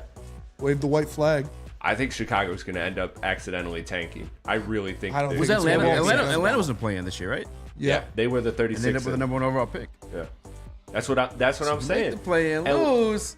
Or we have better chance to get the number one overall pick if we're not the worst team in the NBA. That is Yeah. proven. Yeah. Isn't that wild? It's fucking stupid, dude. Yeah. Like that you have if you're the worst. I mean, I understand it's to prevent tanking, but still, if you're the worst team in the NBA, your best odds shouldn't be Your the odds fifth should be pick. better. Your best odds Yeah. is the fifth pick if you're the worst team in the NBA. That's stupid. Yeah, the odds of that happening is crazy. It's like a 40% chance that you are the fifth pick in the draft if you have the worst record in the Or NBA. I looked it up, 49.7. Yeah, Literally like, almost what the fuck? 50%. That's so bullshit. It's so stupid. That's so bullshit. Like, I understand to prevent tanking, but it doesn't have to be that bad because we were trying to tank last year. We were just ass. Yeah. I can't find the. I'm looking at FanDuel. Nick, you want to go DraftKings? I looked literally yesterday. I did see that. So I was actually going to bet it, the over. Yeah. But 20, I mean, it's probably like an average on like other sports books, maybe then. He said Vegas. Vegas. Yeah, but what's Vegas? Like how do we verify? You got to go it? to Vegas. I guess so. got to ask him. Smash it like Call Bun up Beef and Mr. stuff. Vegas. Dude, we were at, okay, not a free plug. This is a free shame. Lucky's Steakhouse in Gaylord. Never go there. Had the worst experience of my life there. I could take a whole segment explaining why it was terrible. But we were there for like 2 hours, didn't even get our food. We all had like 4 water glasses in front of us because our server just kept bringing us new waters instead of filling up our old ones. And at the end of it, like we got all of our food. I got mine taken off. We all got discounts. One of the head waitresses came over to our friend. She was like, I just got off the phone with Mr. Lucky and he is not upset. Or he is very upset. My friend was like, you don't expect me to believe that's a real person, do you? Yeah, that is wild. Dude, it was the worst dining experience of my entire life. Lucky. I thought we were getting punked. Dude, PT, you know Paulie? My boy Paulie was standing out there and he looked in the kitchen and he looked at our server. He was like, and we were out there. We were ripping a joint because we were right next to the exit. And there was a server out there smoking a cigarette. He's like, he was like, it's fucking crazy in there. And Paulie was like, well, go do something about it. He was like about to beat this dude's ass. It was a terrible experience, dude. Drippa's got Paulie and I the same night, so I could definitely see Paulie in this. Oh, dude, Paulie, he's a hothead too, for sure. All right. How much time we got? Yeah, 6 minutes. 6 minutes? All right, now we'll get this one out the way. Can you play like the Kirby Joseph video? Or can you 3-cam it just to be safe? Because it was on NFL Network. Yeah. Right, Give me a cool. second to 3-cam it. I got you. So Kirby Joseph was on I believe it's the NFL Insider Show. It was like a 7-minute interview that was out there on Twitter. I'm going to go back and watch the whole episode. It may have been longer than that. But they asked him a few questions about the team. I probably should grab the one we was talking about, Detroit Lions doing something special this year. I know that's what you guys want to hear. But this is him reacting to Matthew Stafford, calling him a dirty player. Who is his week 1 opponent? We all know that. Maybe to you it's infamous, but that famous Matthew Stafford, former Lion clip that, he thought you might be a little bit dirty at times. And although I think when he faced you, he would say you played pretty clean, but how misunderstood are you? Because you know, I've been around you. I've been around the locker room. I know how hard you play and how much of a dog mentality you have. But how misunderstood do you feel? I mean, you know, everybody's gonna have their opinions. For one, I don't care. Like, you're not gonna hurt my feelings or anything. Like, I feel like with the hit, I mean, prayers out to him and his family. Like, nobody wants to get injured, but injuries happen in this game. But I feel like that just comes with the league office. Like, they don't want us to hit them up high. Like, I made a hit one time up high and I got fined for it. So now it's just like, if you stay below the belt, you won't get fined. And that's just what it's like forcing us to do. You know, I feel like they're just kind of limiting our play, like, especially with the new hip drop tackle. Like, we have to make a constant, like a very concerned effort just to make a tackle. And football has never been like that. Like, I play defense, and I play defense one because I like to hit and I like to tackle. Like, so I feel like that just takes away from all the aggression. Fuck yeah, Jay Curbo. First of all, put some respect on his name. That is the future NFL interceptions leader. Okay. Next year. Okay. Kirby Joseph. Hey. The 2024 NFL interception leader, Kirby Joseph. But yeah, he's right. Like, if you're mad about the way he hits, call Roger and complain to him, because he is hitting how they told him to hit. He is hitting how the NFL wants you to hit players. So if you don't like it, or it's dirty, or, oh, he can't do that. Actually, that's what they tell him to do. Because if he goes too high, it's a fine. If he goes too low, it's a fine. So yeah, eat shit, Stafford. I'm going to boo your kids. Boo. I'm also going to be your kids. Yeah. Why boo the kids? That's what we do. I'm told that's what we do. She said it. Yeah. She bangs backup. I am not with She this bangs movement, backup quarterbacks, and we boo kids. Those are two facts of the earth, I guess. Facts of the earth. Okay, go ahead. Say what you're gonna say. Yeah, no, I agree with Spenny. Like, how do people expect him to tackle? Like, you can't hit him high, can't hit him low. But yeah, that's all I got on that. Really, love Curbo, man. Yeah, he kind of came out of nowhere almost, his rookie year. Yep. Yeah. For sure did. He wasn't supposed to play at all. Bro, that was his second year playing the safety position. Yes. Had 4 interceptions. I remember the helicopter fumble he had against the Dallas Cowboys. Helicopter. I was on this show because of the backflip. He doesn't do it anymore. I'm pretty sure he doesn't do it anymore. Yeah. They told him, relax. Don't hurt yourself. But I was one to come out and say, like, yeah, I think this guy might end up being, like, pretty damn fucking good. Yeah, and I use a particular name that got me in some trouble. That was aggressive. But he had that aura to me. You know what I'm saying? Like, he had the aura of a guy that's going to go out there and just do nothing but make big plays. Yes. Like, I almost expect him. I don't expect normal plays out of him, I guess. I would be. That's just how I feel with him, especially with the defense is like grown, or how I expect it to grow. Is like, he'll be that safety up top who's going to clean up, because in an ideal world, those balls going to be forced up top between the middle being covered by Brian Branch and Jack Campbell. And it's going to be up to those wide receivers, those cornerbacks, to force the ball outside. And that's where Kirby Joseph, who's shown he can do it, by the way, collects balls, hangs them on his trophy case because he likes intercepting some of the best to ever do it. He carries the fucking Aaron Rodgers one around like a fucking badge of honor. Yeah, he brought it to Good Morning Football. Yeah, he did show it again on that show, too. Yeah. Like, you got it somewhere? He's like, yeah, the guy's like, that's nice. He got props. I was like, that's not a fucking prop. That's Aaron Rodgers' fucking ball that he retired from the Green Bay Packers. Yeah, that's not a prop. That is a badge of honor. I love Kirby Joseph. I have extremely high expectations for him this year with the new pieces that we were added on defense, and how he's not going to have to worry about Cam Sutton getting burnt on every single fucking play. So he's going to be able to go out there and make plays in that secondary, which is what he's best at, is bringing the ball back to the Detroit Lions. So look out for Kirby. 9+ interceptions. Holy shit, 9+. 9. Well, probably 9. But yeah. I mean, that's so. I mean, well, yeah, I ain't I mad. want to see who's the leader. I think the leader last year was 8. I want to say this too, because I never get to agree with this guy. I'm usually kind of abusing him, so I'll give him some credit here. Yeah, Deron Bland had 9 last year. He led the league. Yeah, you said 9+ at first. That's what it's getting. You got to be 9+ if you're going to lead the league. Hey, that's what it is. Deron Bland's year last year was crazy. It was insane. The pick 6, insanity run. Yeah, because he's not even that good. He's not. Like he got exposed by multiple receivers, but like some guys just right place, right time. Yeah. Dean, I'm kind of sorry. like our boy. Who? Oruwariye. Oh yeah, Oruwariye. Weezy313 says that Simp staff don't be talking tough to Kelly though. Maybe that's why he's so mean to us. He's got pent up aggression. That's fair. From Kelly just fucking. I mean, I feel bad for cucking Stafford him around a lot, honestly. I feel bad for him now too. I've always been a Stafford. The amount of money he's made, he's got 3 kids. She's taking everything. Still dealing with that shit. Oh, oof.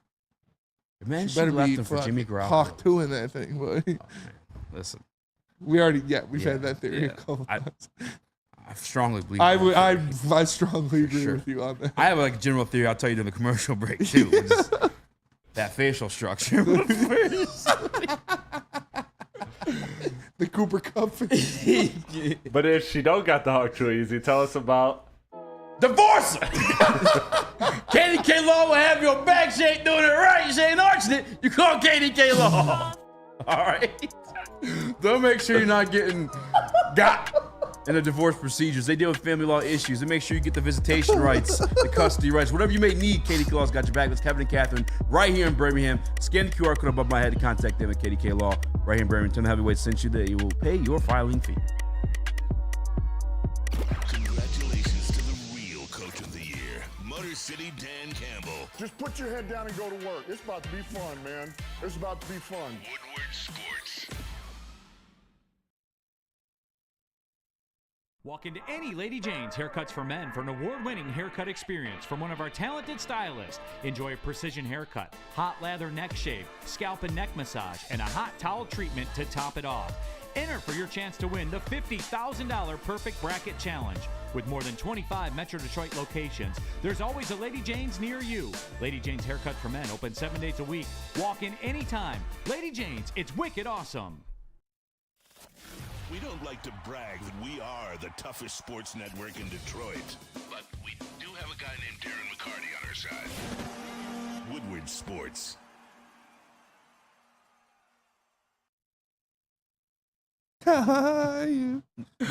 This dispensary is giving away an autographed, signed helmet and or football. If you scan the QR code above my head right now and bring it to one of their locations, not only will you get automatically entered in that raffle, but you also get a free $10 voucher you can use in-store that day. It's Dispo Dispensary, your local cannabis plug. Scan the QR code above my head. Screenshot this, bring it in there, and tell them the Heavyweights sent you. You must be 21 up in order to participate. A part-tipper deck. What is that? What is that? Imagine that's something offensive. I'll show you one day when you're old enough. All right. Nick, you about to say something? Thanks, Dad. Oh, so yeah, hot take. I'll start calling you Unc. Always. Getting up there. What's up, Unc? You're up there. You are Unc. Dude, yeah. Right, you're up there too. Dude, I got 3 years, bro. You're up there. I got 3 years. So one of these young cats said something, you didn't know what it was. Yeah, that's true. A kid did call me sir at the gym. I don't know if you guys who was here for that, but yeah. I was like, can I use that bench? He's like, yeah, go ahead, sir. I was like, oh, fuck. God damn it, you little bastard. You fucking want one? Well, we've been following Jeremy Fowler recently because he's been coming out these lists on ESPN Plus where he's going along NFL executives, NFL scouts, and he's having them rank certain position groups. Now, Detroit Lions fell short when it came to defensive tackles. We made the running back list with Jahmyr Gibbs at number 8. And now, at edge rusher, Spinny. Do you think he's got to be top 5? PFF's been making this, right? Yeah, they love him. No, Jeremy Fowler. This is Jeremy ESPN Fowler. Plus. ESPN Plus. But this is, he's asking scouts. Okay. Hutch should still be, he's going to be top 10 for sure. I'll say he's 8. Chris? I know what he is, so all right. I'm not going to guess it. Nick? I'm sorry, Caleb? It's on the show sheet. Yeah, I know. Is it? Oh, don't look. I know what it is. I don't see it. Everybody look. Hey, somebody read out that 6'10" topic out loud. I'm playing. Can you read that for me? Nick, where is Aidan Hutchinson ranked on Jeremy Fowler's edge rusher list? Topic, too. Okay, so Aidan Hutchinson makes the top 10 of this list. But within that top 10, I wanted to get your guys' thoughts on players around the league and if you would have them over or under Aidan Hutchinson. All right, that's good. I like that. Oh, yes, give us guys under him. All right. No, we'll do this first and then give us the rankings. All right. Right now, just for next season, this is what it's all about going into 2024. Yeah. Would you rather have Aidan Hutchinson or Brian Burns? Aidan Hutchinson. Aidan Hutchinson. Chris? Hey, yeah, Aidan Hutchinson easily.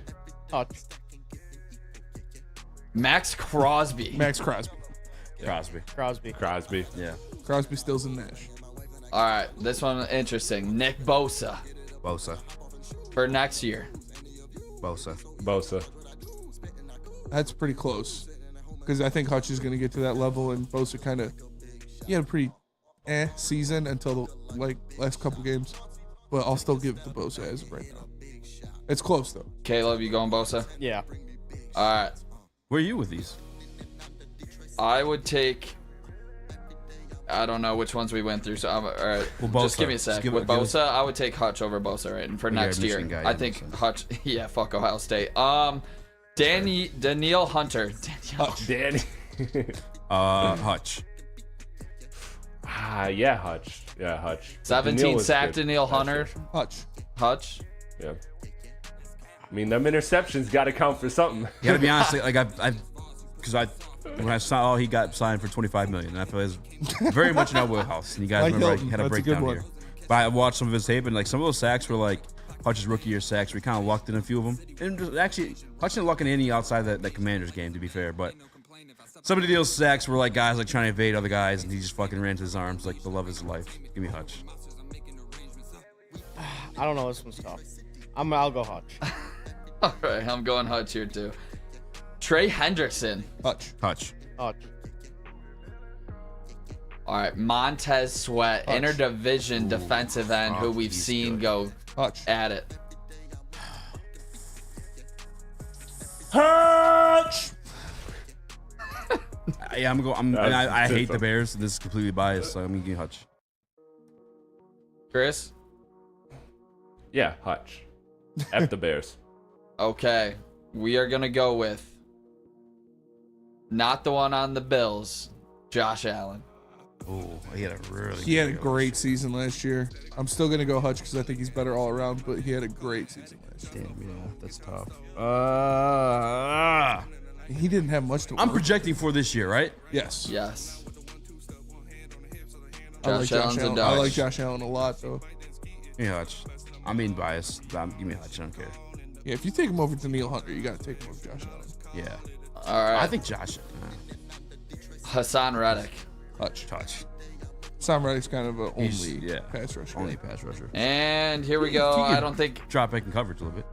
Gonna go out to the Cowboys. Big old Micah Parsons. Micah Parsons. Yeah. Yeah, I feel like Micah Parsons, Myles Garrett, TJ Watt, Max Crosby, those are the no doubters. And that is how we're going to start off this list. At number 1, we got Myles Garrett. Any problems around the room? No. He is arguably the best player in football. Number 2, TJ Watt. Yeah, dude's a monster. Everyone agree? Yeah. Both of those guys over number 3, Micah Parsons. Yep. I'll put Max Crosby over Micah Parsons, too. Yeah. Number 4 comes in, Nick Bosa. Over Max Crosby. Wow. And number 5. Crosby. Crosby's 5. Crosby's 5. I'll put 4. Crosby over what did you say? Bosa? Bosa, yeah. Yeah, I might put Crosby over Bosa. You guys too, Chris? Who's 6? Aidan Hutchinson comes in at number 6 on this list.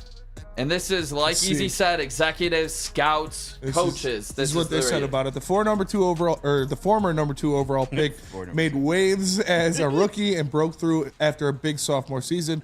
Detroit now has the face of their defense after Hutchinson produced 11.5 sacks, 33 quarterback hits, 7 passes defended, and 3 forced fumbles in 2023. His ceiling, he will be the next Nick Bosa, an NFL scouting director said. So they're okay. So I'm glad they put him over Bosa because where he has to reach. He's below Bosa. Yeah, he's I'm saying. Oh, that's what I meant. I'm glad I put Bosa above Hutch. Is what I meant to say because he still has that ceiling to reach. But yeah, I think this year is like I don't want to say prove a year for. No, it's a prove a year for Hutch.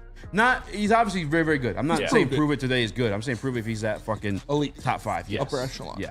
Proven to be a superstar. He's already, I would say, a Pro Bowl type talent. Yes. I think the all-pro level is what we would all love to see. And you need one of those guys to be a Super Bowl winning team. We talk about a Chris Jones. We've talked about the Aaron Donalds of the past. You need an elite pass rusher on a Super Bowl team because the other guy that's trying to beat you, a Mahomes, a Lamar, a Josh Allen, Joe Burrow, like these are the elite quarterbacks you have to get pressure on. That's why it's so much it depended on Hutch to reach that next level, and I think he will this season. Yeah, I agree. So following Hutchinson, we're going to go to number 7 with Danielle Hunter. You guys cool with him at 7? Yeah. I took Hutch over him, so I feel comfortable. Yep. More comfortable in saying that. 8, Josh Allen. Yeah. 9, Trey Hendrickson. Yes. Yep. 10, Brian Burns. Yes. Yeah, I don't hate that at all. Yeah, we were on the money. Yep, I know. I was trying to bounce around a little bit. I wouldn't mind throwing in Sweat. Who are the honorable mentions? Was Sweat in the top 10? So, no, this is the honorable was the top mentions. 10. I think I'm really high on Montez Sweat personally. No, he changed the Bears defense around. Yeah. Yeah, he's pretty damn good. He really did. So this is the honorable mention list. Khalil Mack, Rashawn Gary, Hassan Reddick, Jalen Phillips, Montez Sweat, and Houston's own Will Anderson Jr. I can see Will Anderson exploding this year.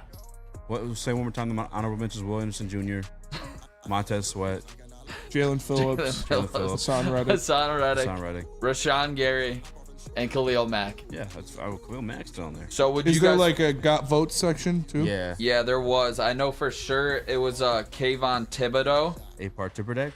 Kayvon Thibodeau, which if you ask Giants fans, is better than Aidan Hutchinson. So I love to see that on this Yeah, list. Giants fans are cousins. Hutch We got one in the at building. 6. Love you, Maz. The Giants GM is a cousin. Episode 2. Giants GM is definitely a cousin. Wild work. Do you guys want to hear who else received votes? Yes. Yeah. So we got any guesses just from all the best pass rushers?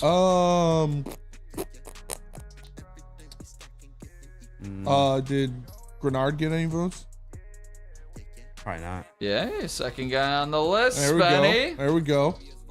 Any Like that. any other guesses? Besides, we got Joey Bosa. Hey, 2 for 2. All The right. top 2 ones on the All list. right. Nice. Okay, Don't blow Spinny. it, kid. I'm gonna push there. I'll stay All right. there. Okay, well we got Joey Bosa, Grenard. This is one that I thought would for sure be announced in this room. The way we've been talking about him the last couple days here. New England yeah, Patriots. Judon, Judon comes as at the 3rd, also receiving votes. Nice. And then it goes Thibodeau, Alex Highsmith. Yeah, DNC said Highsmith. That's a good one. Bradley. Oh, yeah. How we miss him? He's a dog. Yeah. Yeah, Bradley Chubb, also a dog. Bradley Chubb is a dog. Cloney. Clowney. Attack of the Clones. Jadavion Clowney. I don't really Clowney's know. never He had a shown good it. season. He had a good season at the Ravens. But Trayvon Walker and Josh Sweat, who I've actually never heard of. Trayvon Walker.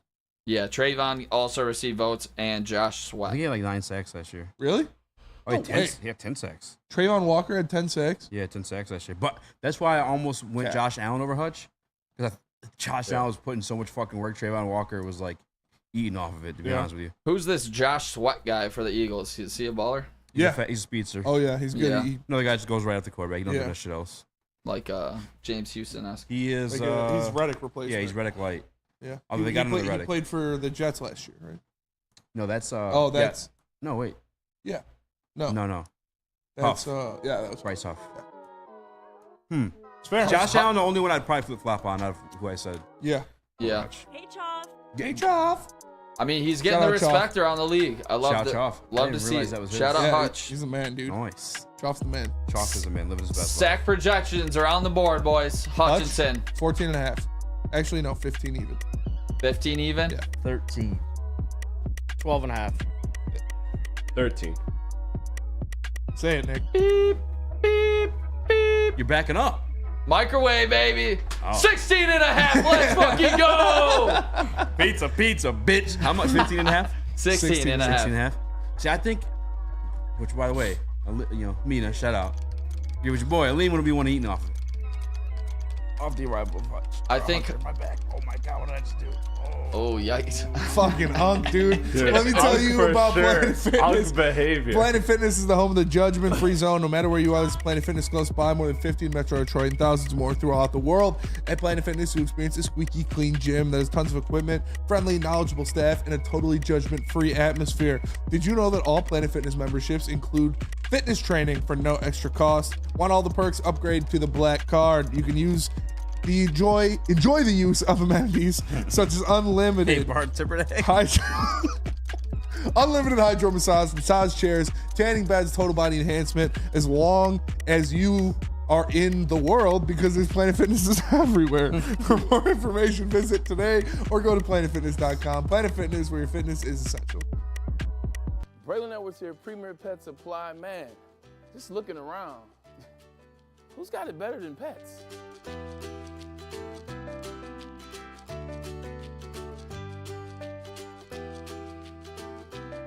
Come on, a baby stroller for Coda?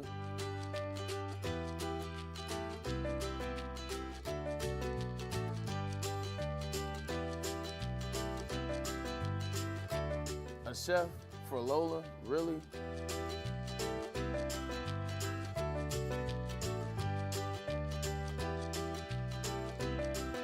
You don't have to tell me who the real boss here is. Who's got it better than pets?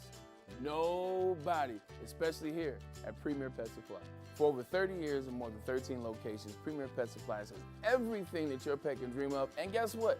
It's all under one roof. Premier Pet Supply, family owned, operated, and proud to call Metro Detroit home. Check out premierpetsupply.com or scan the QR code today. Who's got it better than pets? Nobody! Head on over to woodwardsports.com. Click that shop tab today and get yourself some brand new merch.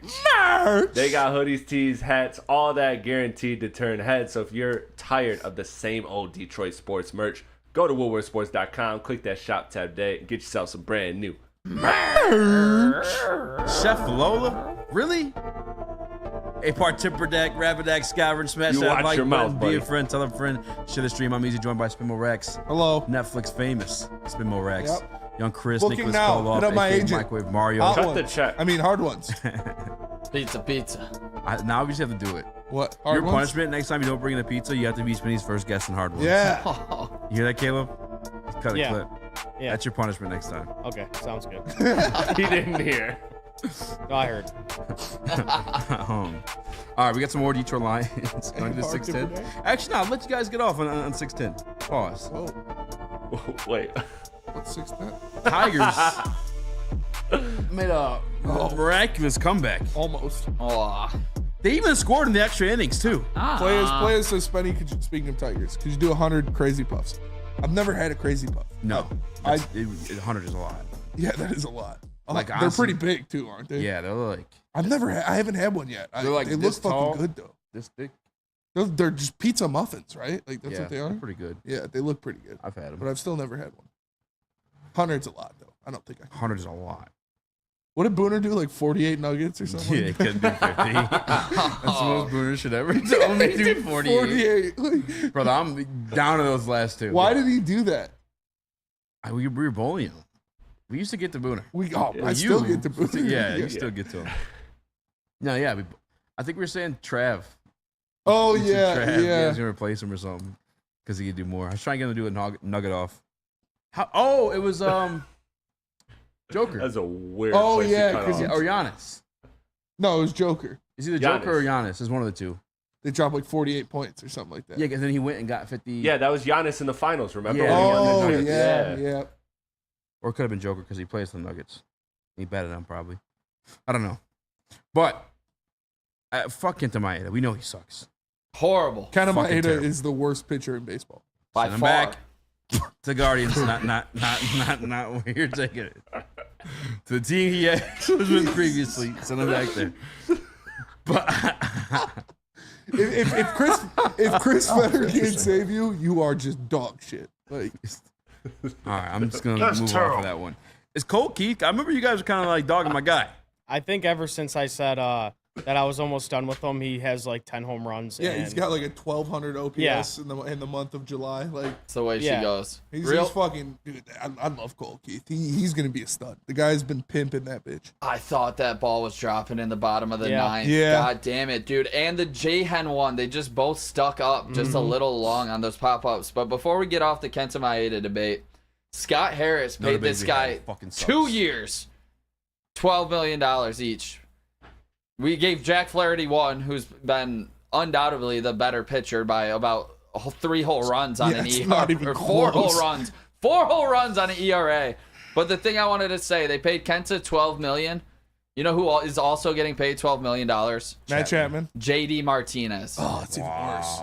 What The hell were we thinking? Yeah, I don't know. That's a good question because you had guys who could come up here and be better than Kenta Maeda right now. You're seeing Montero kind of turn it around Montero already. look good. Like you got a couple arms. Manning could have been that guy. I know Ty Madden is like not looking great this year, but that's a guy you expect. I would have Faedo be a starter before I put fucking Kenta Maeda out there again. Like it's. That is by far the worst move Scott Harris has made, and it's not even close. How about AJ Hinge? Just fucking still marching him out there. I don't think he has a choice. What do you mean you have to? Yeah, I bet it's. Is Matt Manning hurt? It's 100% one of those things where it's like you're paying him $12 million. He's gonna Fuck pitch. that, bro. We're on a winning streak. No, it's. I don't think that's up to AJ Hinch. It's not. It's Scott Harris and Chris Ilitch being like, hey, we're paying this guy. You got to play him. Just like that's just Javi Baez. Yeah. It's fucked up how that works, but Javi Baez was way more than $12 million. There's a difference there. You got the worst position player in the MLB and the worst pitcher in the MLB, and they are two of your three highest paid players. He's a fucking terrorist. They're gonna play. And I think what they're also trying to do is like pray to God that he has like 2 decent starts in a row, so then you could trade him for like a team's 50th prospect or something. I don't think anybody's taking him. No, absolutely not. But that might absolutely not. 3 straight no hitters. Nobody's touching this guy's contract right now. Yeah. I've been wanting to trade him since fucking his first opening start. day. Yeah. He fucking sucks. He is literally the worst pitcher in baseball. It's awful. And just every fucking 5th day. Yeah, what is it? Maeda day, chalk up the fucking L. Is it 7 straight, is it? Or 7 or 8? Yeah.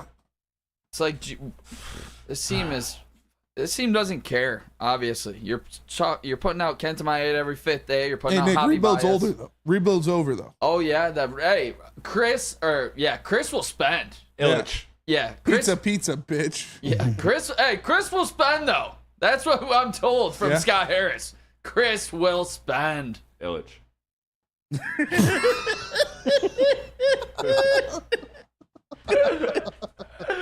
had to clarify. You couldn't even try to sneak that one in. You had to text it. Yeah, that's a good one. Oh man, Insider. Yeah, I want to get rid of him as soon as possible. Like, Kenta do Maeda you fucking think sucks, he could have, dude. like, after the first start, you think he could have? No. Because of what? No. Contract? Everybody knows. You know who he is. Did he have a decent year last year? He were telling me he's a starter. What are you doing? You know? Yeah, like he had like a fine year. What he does every year is, well, obviously not this year, is he sucks in. Yeah, he does that. He. Get the fuck out of here! But yeah, usually sucks in April, and then he usually comes. You're fired. What's up? Go. He's gonna do it again. I'm not. My mic's in my way now. I forgot what I was want to see gonna say, Caleb yeah. do it. No. I'll give you $10. He's terrible. All right, Chris, your turn. Oh, dude, it'll look really funny. Yeah, Yeah, fuck shit up in there. bring something. With these long arms, I can like knock over there. It goes through the glass. All right, Nick, your turn. Go. All right, Caleb, your turn. Pizza.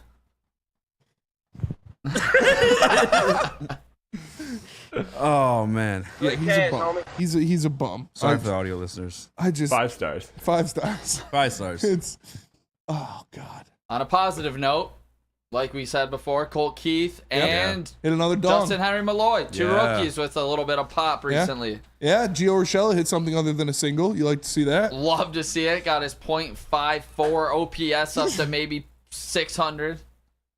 He started off like something, or no, I'm thinking of Perez. What about what's Torque been doing?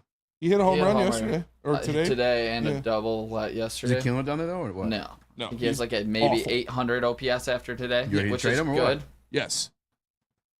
What if you package Torque with Mike? Nothing. You'll get a slap in the face. You'll get a broken washing machine and a bottom 200 prospect. Are you attached? I just want him out. No, so there bad, is dude. nothing you can Before attach I to this cancel guy myself, to make I him need him out stink of the less. fucking. You are gonna cancel yourself. Are you guys at the point where you got to just Should call? make a burner account. You got to just call Torque up at this point. Like I would just let him play every day. No. Yes. No. He's Yes. so bad. So you're giving up now after the one loss? Yes. Why? He's so fickle, dude. It's Luke Fickle. I live and die. That article came out when you have a around 500 baseball club. It takes so much out of you as a fucking fan. Like every single game. Last night did. Because you had the winning streak and like the comeback. Yeah, I thought they were gonna do it.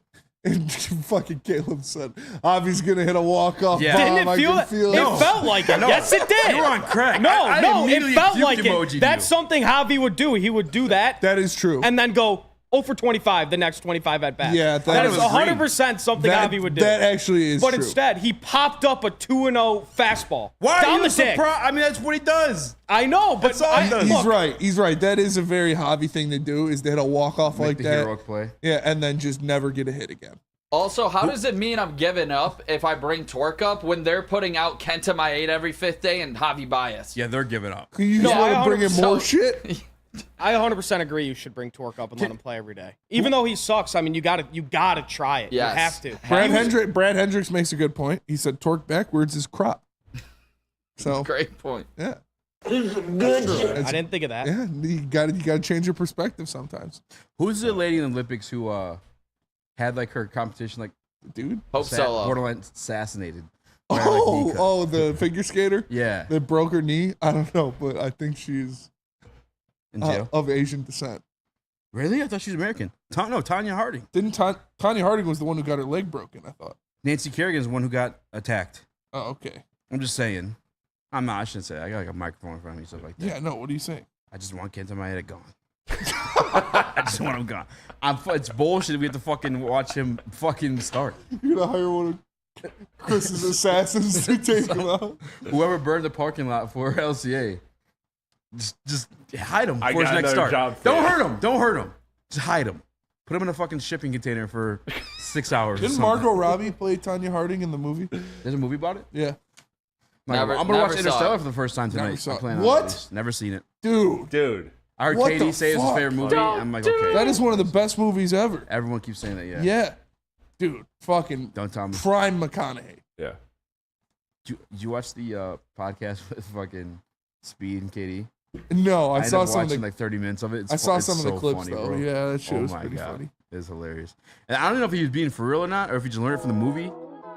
But Speed went to like some like deep like space explanation, and it sounded right. I don't know if he was making up words because he's like a little bit of a troll. He's when he asked Katie if he wants to do a 2-man with him. Yeah, so that was crazy. Katie was like, I will never bring women around you.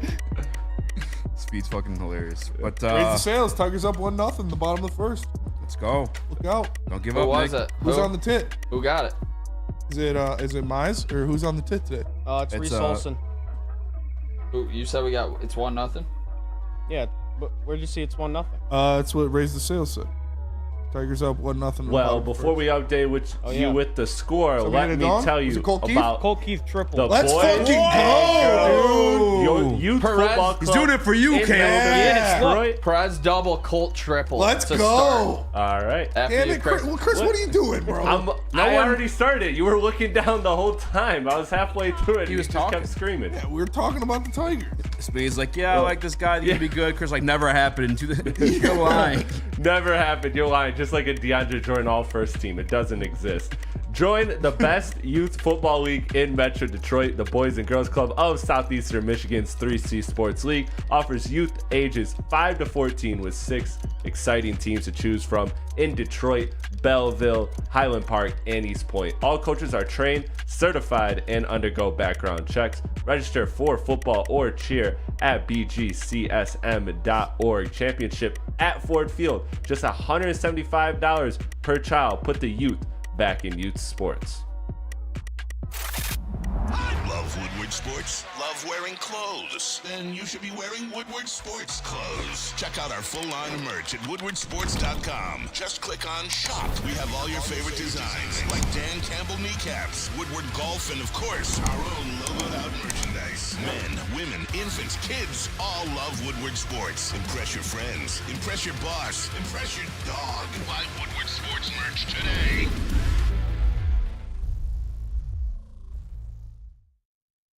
Yo, let me just say, I love Planet Fitness. Trying out Planet Fitness and dang, they got lots of equipment. Not me getting a Planet Fitness membership just for the 24-hour perk. Listen, the PF Black Card is worth every penny for this hydro massage. I'm a new man. Did y'all know that the PF app has workouts you can do at home? Cheapest therapy I can find is Planet Fitness. All the benefits, all for less. Planet Fitness, big fitness energy for all. Is that an octopus in your pants, or are you just happy to see me? See what I did there? Go Red Wings! From Octopi Experts Woodward Sports. Guardian Alarm offers you customized solutions from real experts. Their professional technicians take the time to recommend security and automation solutions specific to your needs. They also have 24/7 professional monitoring. You call them at any time, day or night. No Guardian Alarm team member will stay on the phone as long as needed. And of course, they have technology backed by people. Your safety and security deserves technology that's been proven to work, and people who have been proven to care. So call them at 1-800. Stay out. That's 1-800. Let them know Woodward Sports sent you. That was Spinney's cousin, Nick. A-part tipper deck. The one he said he'd sleep with over a cousin. That's not how it worked. Shout out to Joel. Didn't Joel say it's illegal to sleep with a cousin? He did. It's also illegal to sleep with your cousin. I'm pretty sure incest is illegal. Nah, I don't think your cousin counts. Yes, it does. How do we look this up without FBI monitoring our computers? Sexual relations with people being too closely related to marry each other. Boy, that's incest, yeah. Why is incest a crime? Well, sounds like a lot of Alabama research. It's illegal or largely illegal. Hold on. Where you're from. It's illegal or largely illegal in 31 states and legal or largely legal in 19. All right, so you just got to go to the right state. You can bang your cousin easy. I can bang a cousin in any state. I'm just going to do it. Hopefully FBI doesn't come knocking on my door. I'm just going to find out if it's illegal to do. Mailbag, do you believe in Joe Hendry? Who's Joe Hendry? Who the fuck is that guy? One of the most pressing issues confronting service... Oh. He's a Scottish professional wrestler and musician. I don't care about wrestling. Mailbag, was Amon-Ra referring to J-Mo when he said the Lions players wanted to work out with him, would only show up 2 to 3 times, then not again? Or who would it be? We don't know. No idea. I'm going to blame Craig Reynolds. He's gone. Or Yeah. Josh Reynolds. I'm going to say Josh Reynolds and Chauncey Gardner-Johnson. Yep. I'm sorry. I'm just trying to see which more illegal. Google it. I believe in Joe Hendry. Do you believe in Joe? Should I Google that? Believe in Joe Do Hendry. you believe in love after love? I don't know. It sounds like you're getting set up. Do I believe in Joe Hendry? Oh, it's a song. I believe in Joe Hendry is the song. He's a WWE wrestler, I guess, and he's got a song. Did you see Iglesias has like a number one song in having sex, with a mentally incompetent person can get you charged with rape. Yeah. Under penal code. Why are we talking about that? We're 261. talking about cousins. Yeah. I'm just letting you guys know. Just It's a fun fact. Yeah. What was the fun fact? It's considered. You can arrest anybody you've been with, Nick. Damn. Arrested. Got his ass. Wow. I like doing coke and choking strippers. So at least I'm legal in 19 states. All right, buddy. You're going to jail, buddy. You're ready to speak Guantanamo Bay, buddy. Get ready to speak cock meat sandwich. I'm sorry. All right, that'll do it for us today. Appreciate y'all tapping in. For Easy, for Nick, for Caleb, for Chris, I'm Spenny. Make sure you smash that like button. We'll see you guys tomorrow. Good Appreciate looks y'all. easy.